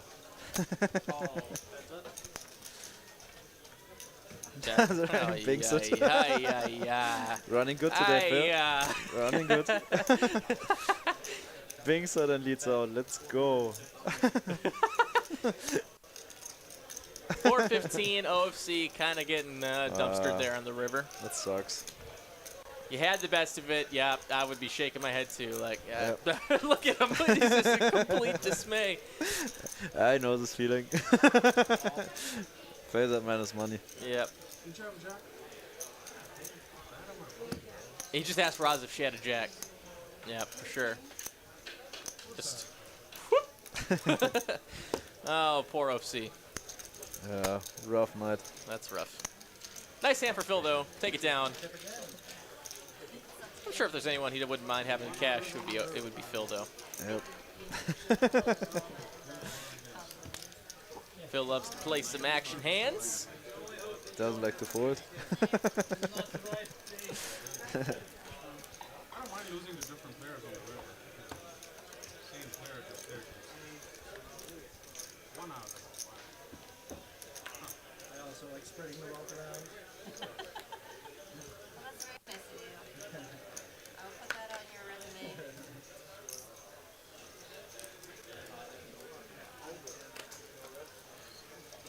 Call. Raise. No. Oh, see a little bit tilted with the X-King. 250.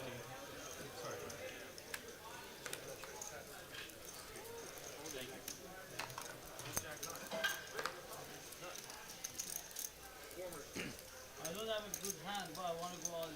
I don't have a good hand. Don't You'll win whatever you got. So he doesn't have a good hand. It's not the right day for me to sell it. All in for Chris here for his cash game life. I'm used to saying Phil this wants during to the make the call. tournaments. Phil likes to gamble. Oh, that's what we're talking about. Just loves to play the game for the game, trying to win. The hand here with the old 7-6 off, and now OFC staring at Big Slick. Just putting some posture here before he pops it. Against Phil here to maybe take advantage of the situation.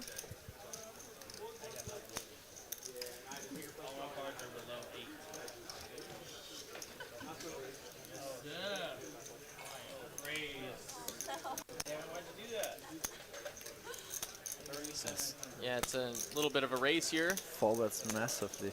Yeah, to protect the all-in. And Phil just gets away from it. It's a heads-up all-in. Get it. So we do have confirmation that they will be running this twice. And it's Ace-King versus Ace-6. I'd be dominated right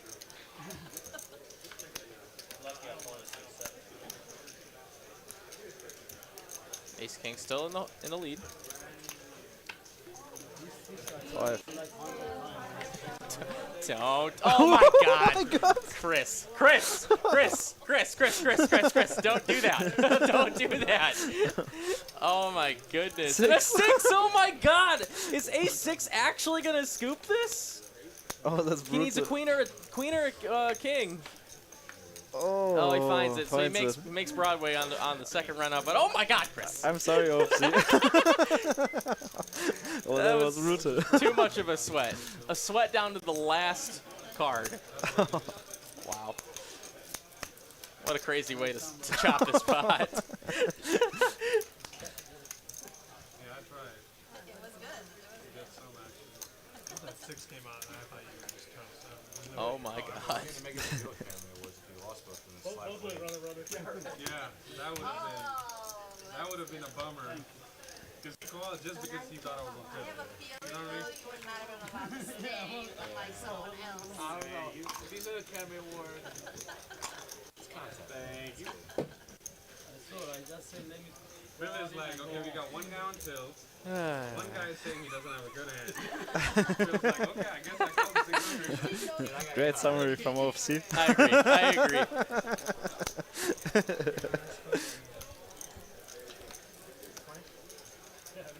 Guys, we're getting towards the last hour of the stream. Got about 50 minutes left. If you're enjoying what you're watching, if you're enjoying what you're listening to, go ahead and hit that like button and that subscribe button. It means a lot to us here at TCH Live Poker. We're trying to grow the game of poker one stream at a time, and your support really does go a long way. So if you are enjoying it tonight, hit that little thumb up button. Costs you nothing. Supports the channel. Thanks so much. If you lost both of those, your dad would have heard about it.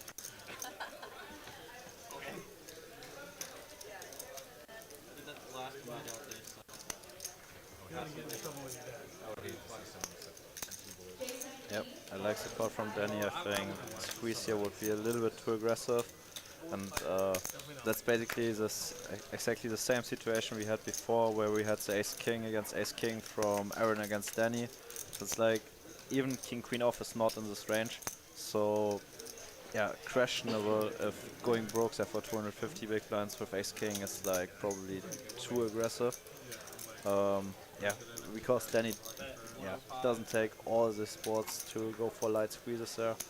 And yeah, especially then not 4 or 5 bet shoves.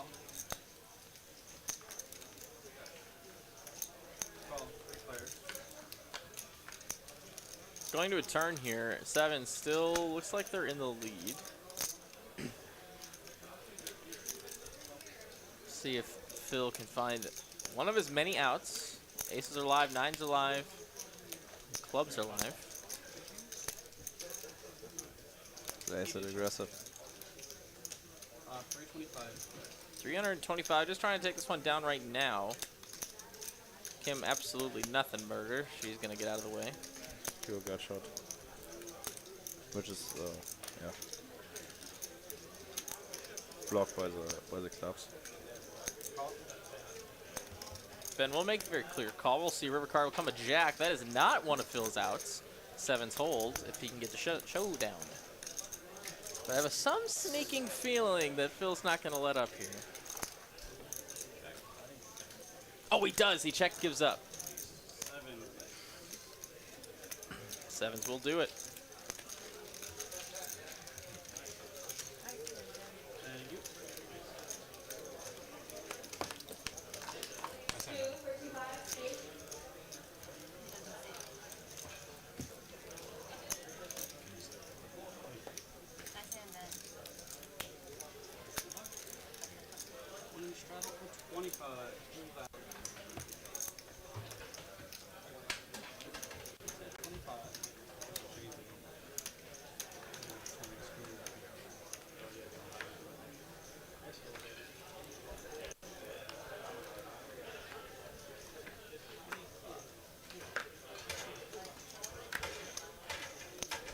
Kim here, suited connector, eats 7 of hearts. Makes it $75 to go.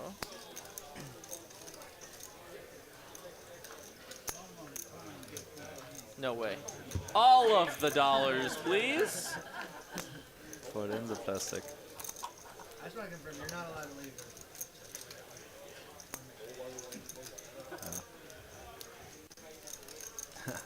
Phil likes to gamble.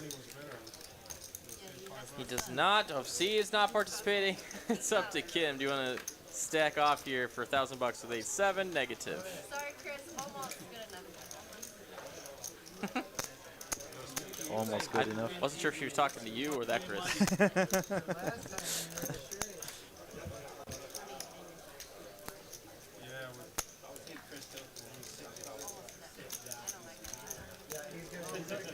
I wouldn't put it past him, honestly. I see first card, if it's good, I go on. I didn't get it. I know not to raise in front of you.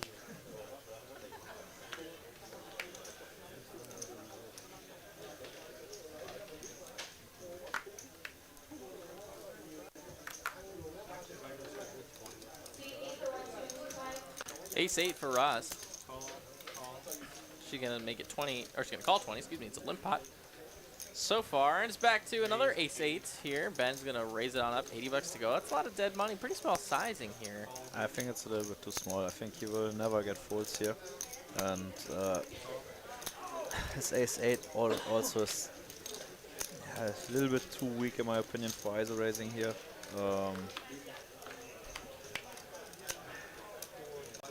And Jack plays, high and the forward. problem is plays terrible multi-way. So if we want to play this hand, we really want to try to get it somehow heads up, so that we can play at least our positional advantage. So multi-way we have to play so tight and super tough to realize our equity.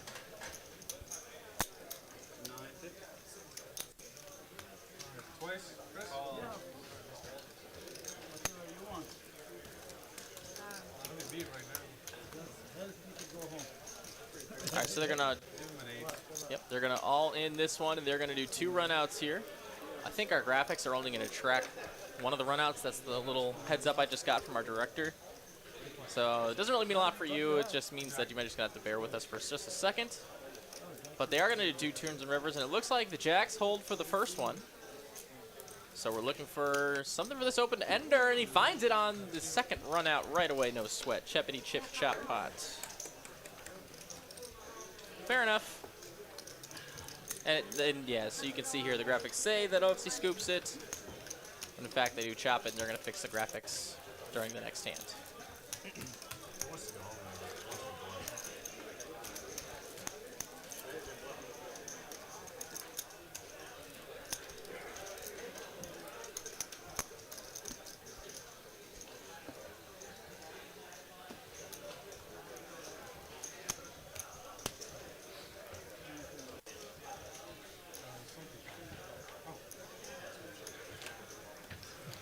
I'm getting shit. What's going on over here? I'm like, hey, you got way more than I do.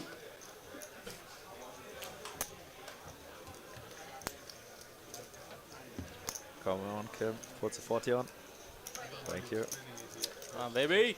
Yes, ma'am. Yes, ma'am. You ask, she listens.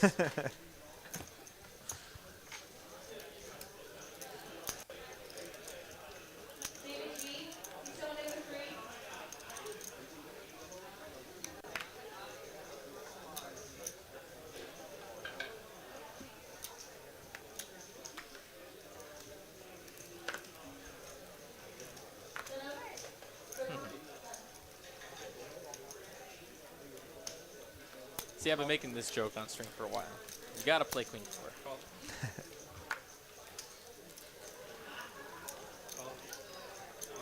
Phil here gonna go ahead and call as well with a suited 4 deuce. Aho's in there with the 10-8 off. Kim also in there. In the straddle. In the straddle. Flops king, king 9. So ace high the best hand right now. Nobody has anything. No. Flush draw now. I don't 10-8. think so. No. No. Oh, Phil doesn't flush up. Phil's got one.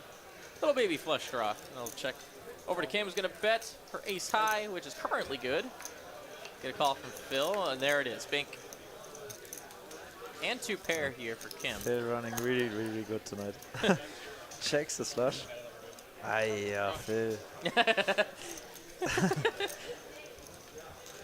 He's gotten his fill of good hands. Yeah. No. Missed the bet, missed the bet. Because there are lots of hands which call, but too many check backs. And yeah, going there for a check raise, targeting a 9 or 7, it's like also pretty much optimistic. So most hands like this will probably bet fold, so I want to decide the sizing myself, so go myself for a pretty much big bets there.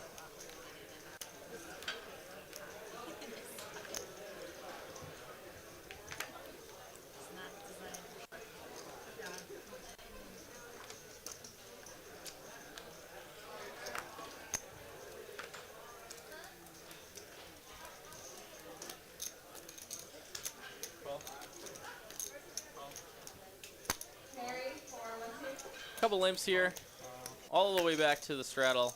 Again, we'll check it. It's a limp pot, $100 in the middle. Who wants it? Second limp pot in a row, right? Yeah, I think so. 9 high on the board, 2 clubs. So Aho, top pair, got 50% of the line share, 5 ways. Pretty strong place to be. Yeah, I really like his lead here. Just folding out overcuts makes lots of sense. And you're also getting called by weaker hands like 8x, flush draws, and whatever kind of straight draws. Yep. So Pick leading any makes reasonable price. lots of sense. And your hand needs lots of protection. Just like they're basically just bad turn cards for your hand.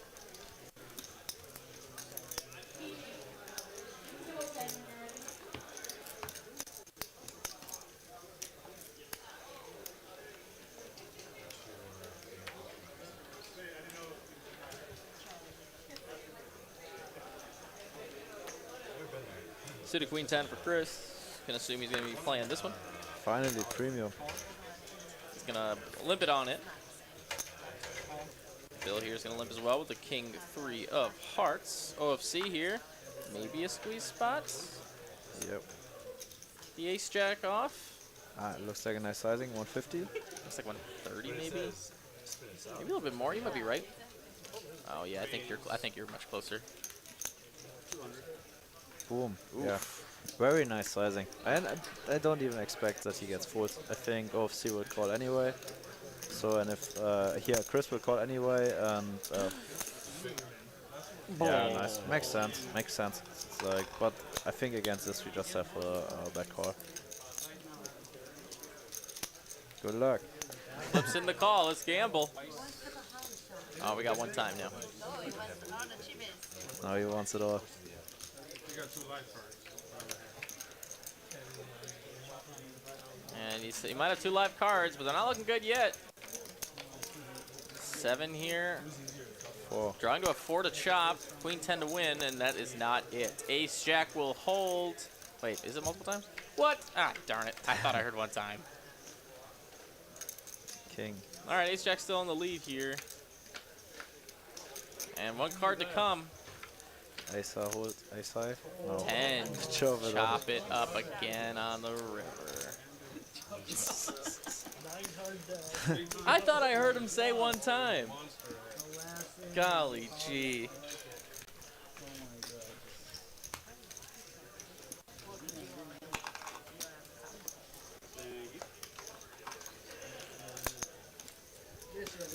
I was happy. I said he got it. I can't leave. We'll keep trying. Next time. Next time, let's get a result. Let's go 1 time. See, that's where I thought they were already at. Where he's arriving now, I thought that's where they were. If it happens again, just flip a coin for 5. They should just do the KC 10K flip right now. Yeah. 3 times. So at least Hello. one of us takes. 3 times. I mean, if he wants to do more than 1. 8 times. OFC. 7-6 offsuit. Gonna raise it. Dang it. Just gonna call $20 in the cutoff. 7,500. And it's back to the straddle. Chris definitely gonna be raising this one. Ace queen. Perfect hand to have in the straddle. Gonna get a quick call from OFC who's gonna play a game. So round 3. Yep. And wow, yeah. Ace queen flops a pair. He just wait a minute. Oh, okay. He just opened fold. All right.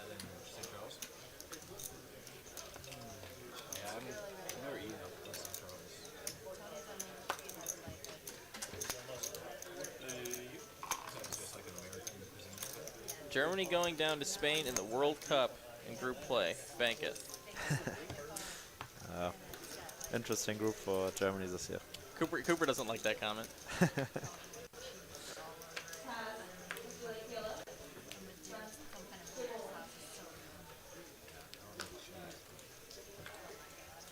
You're not getting a lot of love for that comment there, Carlos.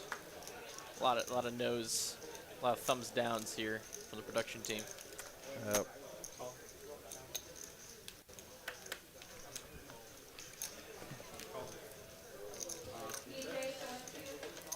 More limp pots. Where's the action at, guys? Come on now.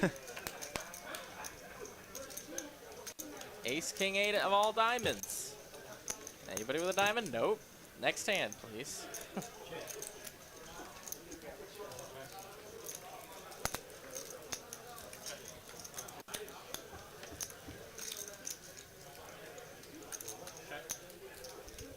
I guess it's Wade's fault. Come on, Wade. Aces versus kings, please. One more royal flush. One more. Oh, yeah, we did have a royal. That's pretty sick. That is pretty sick. And it got paid. That's wild. My favorite hand of the night was still the bluff from Kim. So with the deuces. Yes. Pretty sick. That was great. Just a perfectly placed move.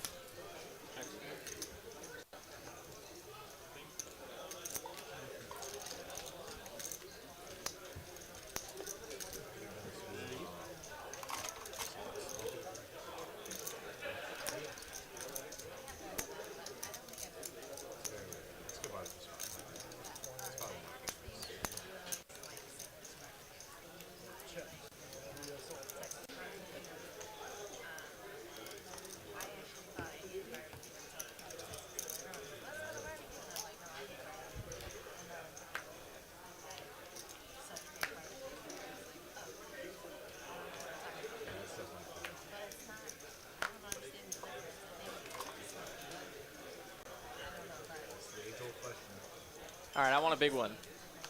I want a big one. Somebody wake up with some of them. I just don't want to have a limp pot. just a raise pot, please. Aho will oblige me. He's gonna make it 75 to go with the AC Deucey of diamonds, getting called by Chris with a 9-3. All right, I can get down with that. And an ace 4 for Ben of hearts. Now, are we squeezing here? Yep. Makes it 215, I think. I think sizing is too small and range is a little bit too wide. It's kind of okay, but also dangerous because Chris likes to shove pretty wide. So I'm not sure if I want to have ace 4s on my range. I think he should go a little bit more linear. Thinking more of like a little north of 4x, a little higher. Yeah, my sizing would be somewhere around 300. Sure.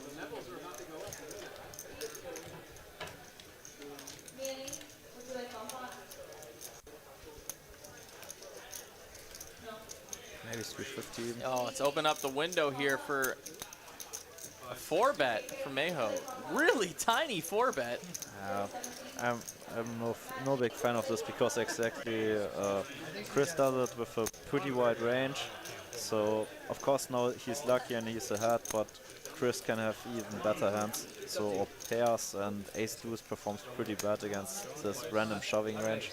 So yeah.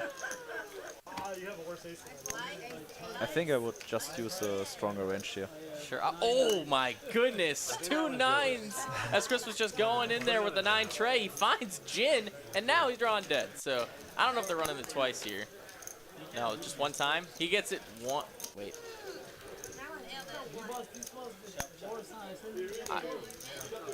I had the thumbs up that it was. Oh boy. Just always twice.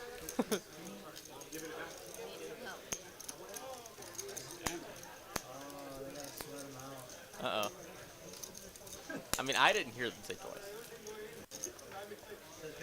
No, the hard pot is there. So, Alright, well. king or 6. I mean, it would be a chop here. Alright, they're chopping it. Alright, I don't know anything anymore. I am officially out of the loop. We'll just let it happen next time. Nice hand. We continue on. Another hand of 5, 5, 10, 20. No limit hold'em here from Texas Card House live on YouTube. It's your man, Ben Money, Chris Moneymaker, in the booth. For the next half an hour, we still have plenty of mid-high stakes poker coming to you live. Don't go nowhere.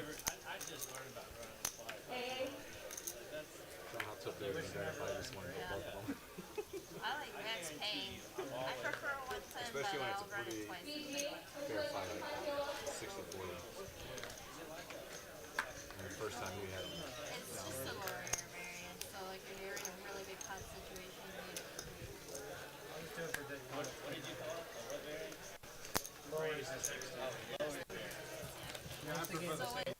a 2-outer and An open here from King with the Jack 9.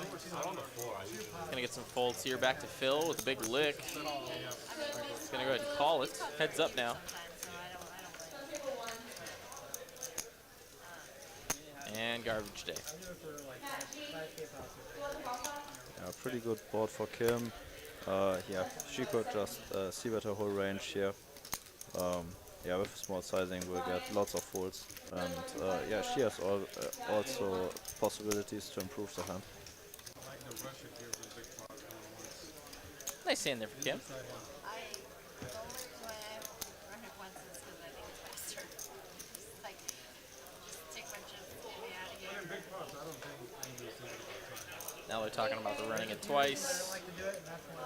The age-old debate that every single session, you know, is going to have to endure. Yep.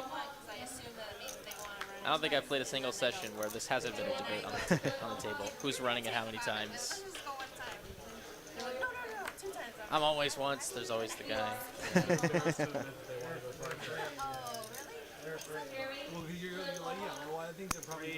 Then there's the blind chopping. I never chop. Right? Those are the two. Yep. I think that's what I was thinking. People like that. I'm sorry. Oh no, don't be sorry. OFC, pocket 7s here now in the straddle. Oh, goes for the 3-bet. Just haven't seen a lot of aggression on this table, so I likely like this. sizing. It's like he's using bigger sizings than the others. I think it's like really nice. And yeah, now it's like Chris just going crazy a little bit, shoving any 2 basically, and wants to double up. No, run it once, man. All right, I have a confirmation from our director that this is one time. Here we go.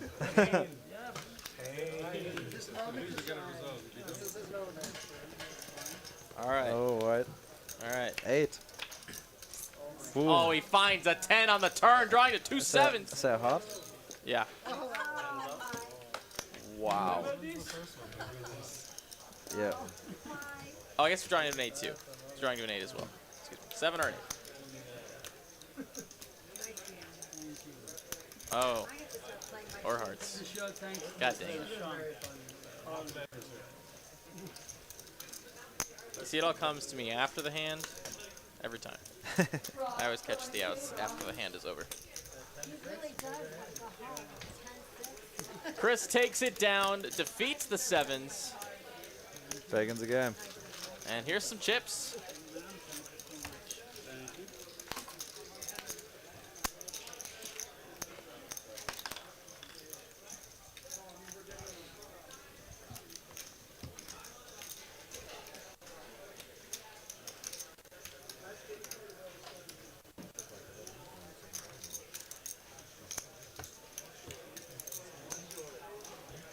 I think Chris heard me when I said there wasn't a lot of action, or a lot in like the last 10 hands or whatever.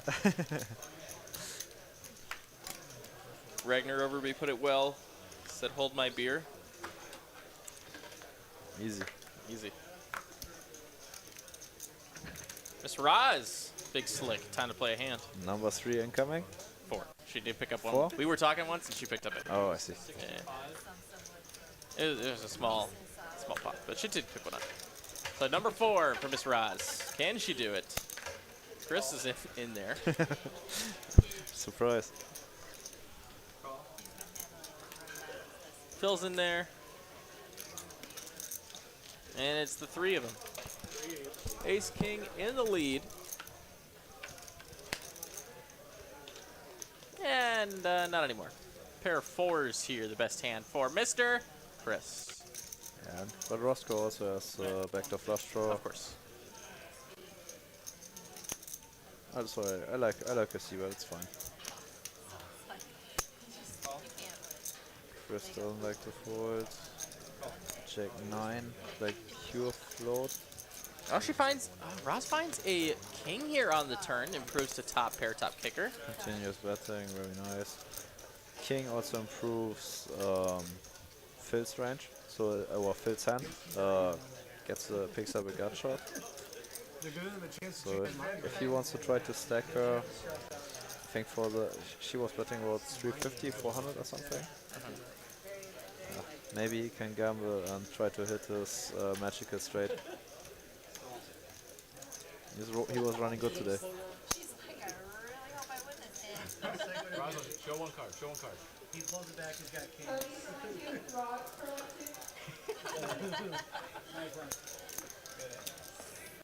She's stupid. She really I think they were just having a little bit of trouble with the action tracking there.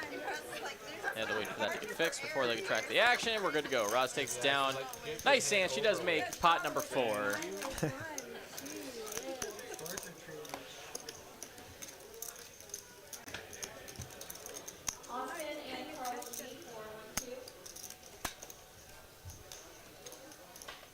And double straddles back. Courtesy of Miss Kim. Yeah, I was wondering how come.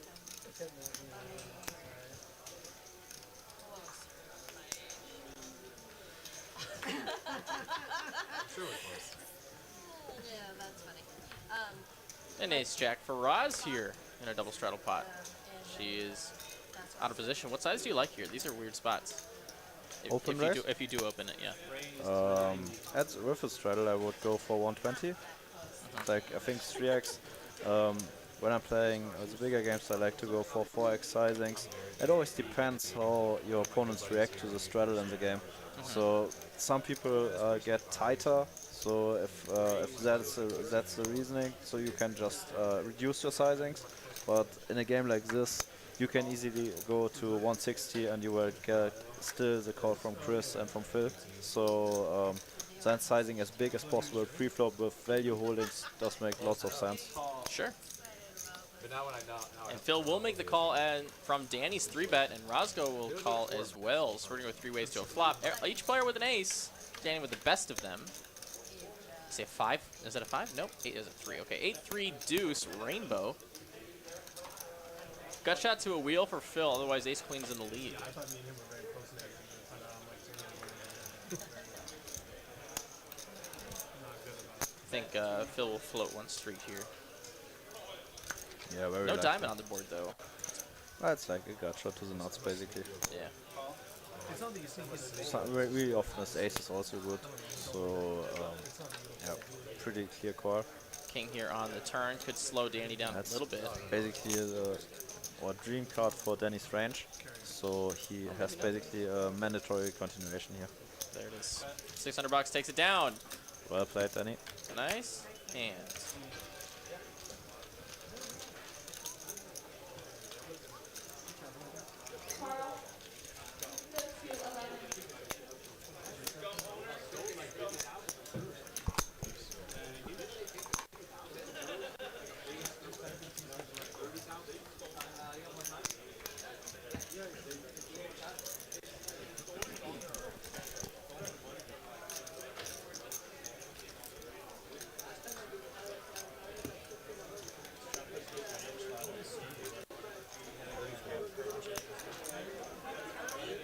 I always thought you were and then I was like, wait, what is this? I was there. Like, and then you guys are friends.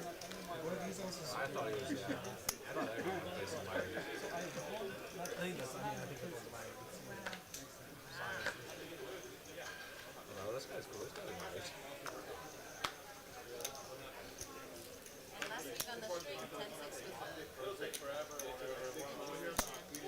I did not win very Chris in there with 43. Ben, mystery hand is going to open it up, make it 70 to go. It's for this sizing. Yeah, it doesn't make lots of sense. I think he should just adjust, seeing that he's playing obviously against a really wide range of Chris, and exploit by sizing up. Right, if they're calling anything anyway, you might as well get paid. Especially with kings, you don't want to play kings 500. It's gonna come 6 deuce deuce. Hold on a moment. Top pair. Well, excuse me. Top 2 pair for OFC. He decides to Looks like he's gonna lead. Yeah, 150. Gonna get fold from the middling hands. Chris with the gutter to a 6 high straight. Yeah, probably doesn't expect that Ben uses small sizing like this, even with premium holdings.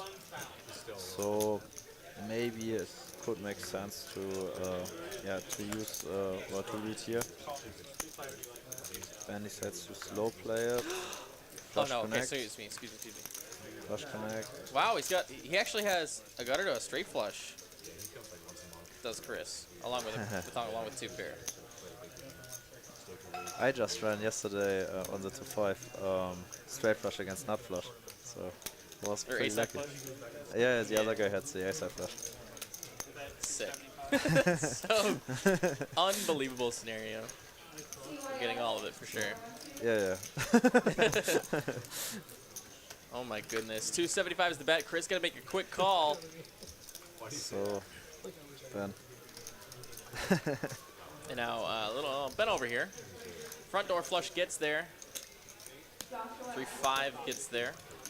Yeah, that's He will make the call though. He finds a jack on the river, so the kings are good. Both other players with showdown value though, so Ben can target these some of these hands here if he can find the right price. You know, like a quarter pot maybe. I would go for sure for a value bet here. Just try to get value from 7s, 8s, 9s, and I don't think you should bet too big here. Just not to isolate yourself against flushes only. Checking is again too tight. I think you will, you miss too much value by checking back here. I guess all flush bets themselves to river. I don't expect here OFC after betting turn, checking then river with a flush. And if he does it, I would go, or it's like I would have a pretty clear bet fold. So if I bet somebody check raises, I have a clear fold. But I'm missing too much value by not betting myself, so and making life easy for all the middling pairs of my opponents. So pretty clear bet in my opinion. Hold on, the lessee does take down a pot there. A nice sized pot.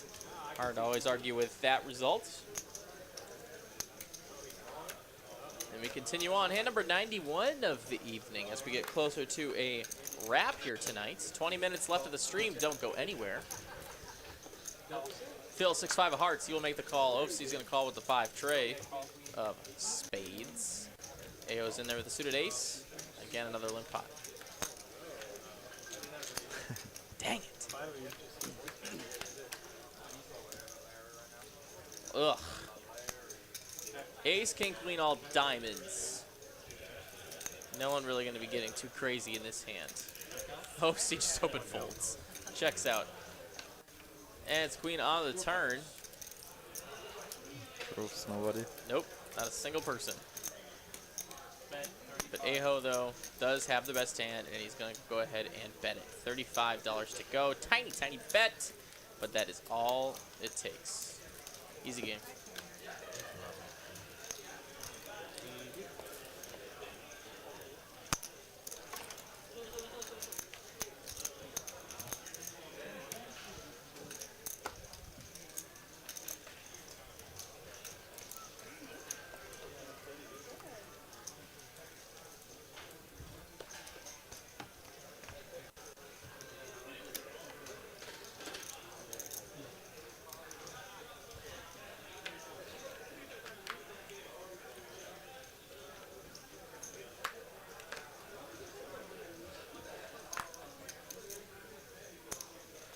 Folding the 3s. Yes.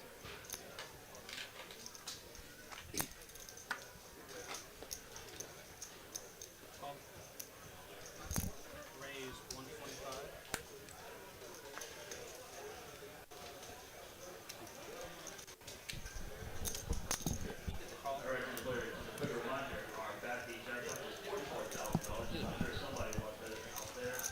Gonna be a raise to 125 here from Jeremy with the suited Jack 9. Gonna get a call from Chris. 3-bet from Phil with the 5 deuce of diamonds. Let's go. 395. Wants to battle with him. I thought we were just gonna see the rip. I thought he was gonna rip it again. But he's just gonna make the call. We're gonna play a flop here. King 9 way in the lead. And he's gonna hold at the moment, but 5 deuce with a dream here with a gutter. Lots of dead outs though. You can see that 10 outs there. Only 4 are live at the moment. Check, keep it friendly. Let's keep it friendly. Let's keep it friendly indeed. River card is not it. King high is good. Check over to Phil. Bet it, Phil. He can't do it. He can't do it. Oh, we can't do it. No, we're not. Pump fake. Pump fake.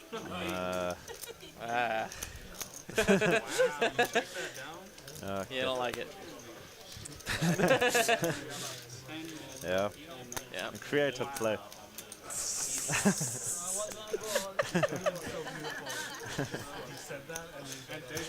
Creative play. Chris had a chip like this. It would be funny if you said that and bet it, and he goes, "I can't call you." Then he folds. No, on the turn, I was gonna go ahead. I said, let me see, maybe he has to bet. What happened on the turn for you? Nothing. Table's full of angle shooters. I think that's so special about Dallas, that there's always a nice atmosphere here at the tables. It's like so rare that yeah, the dealer has to call the floorman because somebody's angry at the table, or yeah, it's like always nice and it's always fun to play here. So that's why I always like to come It back really here. adds to the experience. It's like really different if you compare the atmosphere from here with LA or with Europe. I think when I'm playing in Germany, basically every night the floorman has to come twice at least to the table and tell someone to have some normal behavior. So it's like here it's made way much better, and it's like so much fun playing here. I agree, and it's really great point. Oh, see here, flopping the joint. Jeremy for with Chris, the gut though. shot. Bottom pair and a backdoor club draw for Chris. It's Snap gonna be good folds for bets. Obviously, just gonna slow play it. There is a front door spade. So now, OFC no longer with the nuts. Does have a very strong hand though. Kind of hate it. Yeah, he has also the flush draw, so pretty clear card. Oh. Oh. Oh. Huh. Raise to all in. Oh, God. To his stomach. He can't love it. He can't love it. Oh, man. Is he? No way. No way. Is he going to fold this? Oh, if he shows him the bluff. You will win, don't worry, man. You will win. Oh, of course you win. Don't call me. He tells him, of course you win. Oh, man. Is OFC going to hit the fold button? I think you win. Don't worry. He said, don't worry, I think you win. No way. Just wants to donate him the 2.3k there. I think OFC's going to level himself here. I don't think he's going to. Okay, he does it. He makes the call and he's drawing pure. Chris drawing dead. I think if he's not saying anything, he gets a fold.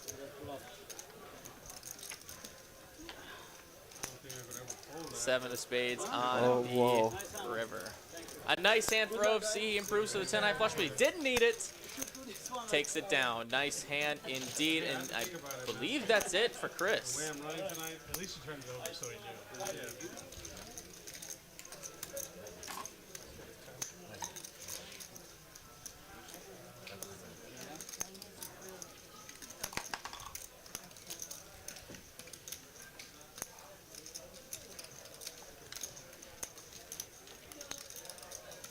What'd you have, straight? Flop the nuts, yeah. That backup spade at 10 kind of helped me to make that call a little small, so just in case he has a lower flush out. It's just a dead 5. You know what I mean? Oh yeah. If they already got 2 on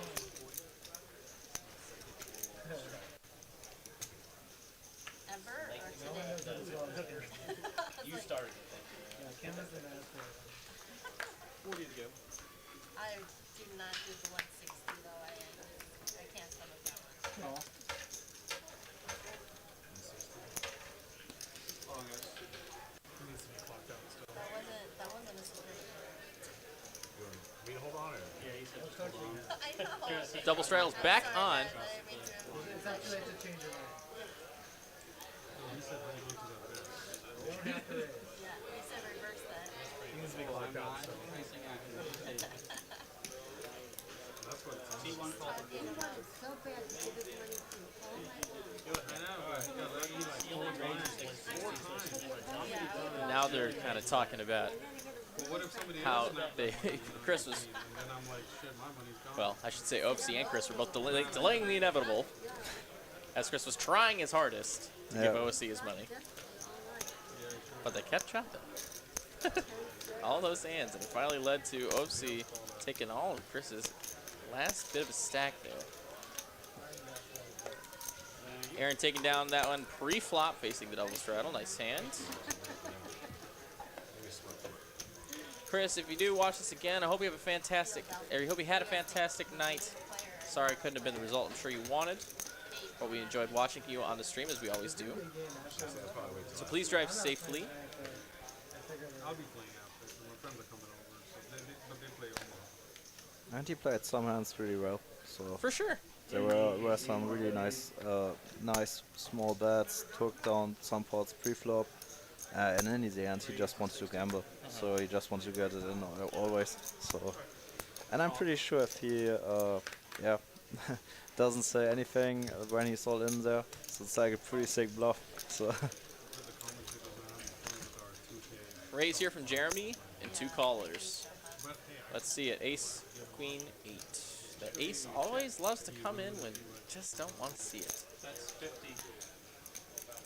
Gutter for Jeremy, backdoor diamonds. Pocket 5 is the current best hand at Showdown. 6 deuce, nothing but a naked backdoor diamond draw. And now that comes with no fruition as King 10 finds a pair of 10s. And that's the best hand right now. Kim drawing to 2 5s, and 2 5s only. Does not find it on the river, so 10s and 8s with an ace kicker is the best hand.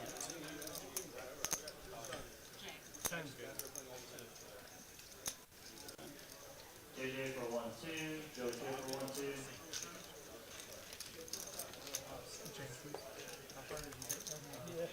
Yeah, for sure. He still needs to be logged out. He's still clocked in.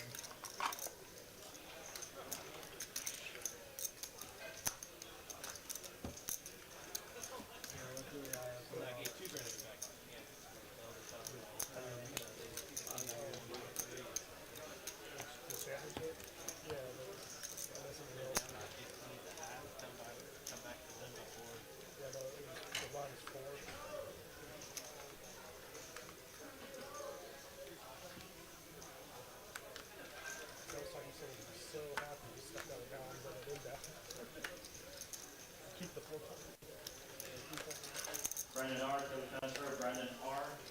Go ahead to table 18. Dani gonna open it up here in the big blind, take advantage. Only a couple more players to act. Phil here got him pipped by 1, and OFC's gonna go ahead and call in the straddle. 3 players to a flop. Queen 10 in the lead. And it will not hold as OFC finds the best hand, but Phil does have club draw. Backdoor straight possibilities for Dani. Yeah, That's about it. For sure, best playability for Phil here. So all options possible. Could call, could raise. And goes for the raise. I like it. 75.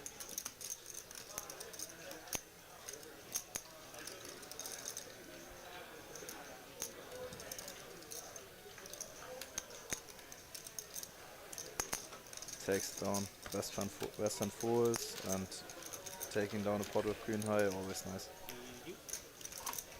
Nice.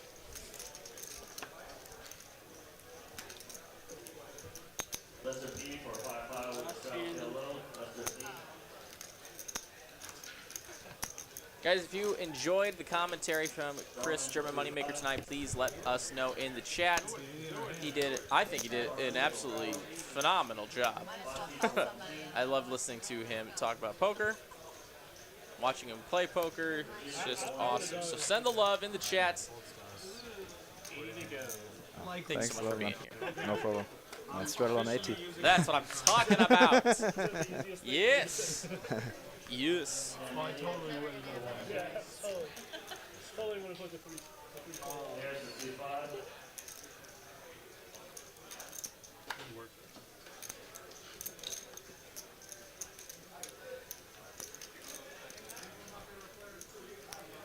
Ace Queen here for Aho in a triple straddled pot. Gonna make it 3 hundo.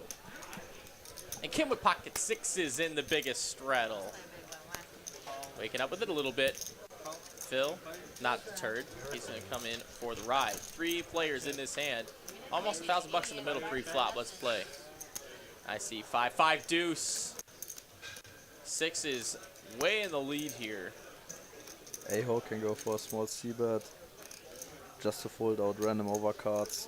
Good flop for Kim's hand, so probably never folding. And Phil just hasn't anything. 400, I think, yeah, 400 is fine. Kim is never folding, probably floating minimum, yeah, minimum the flop. Just the fantasy floats out from the small blind.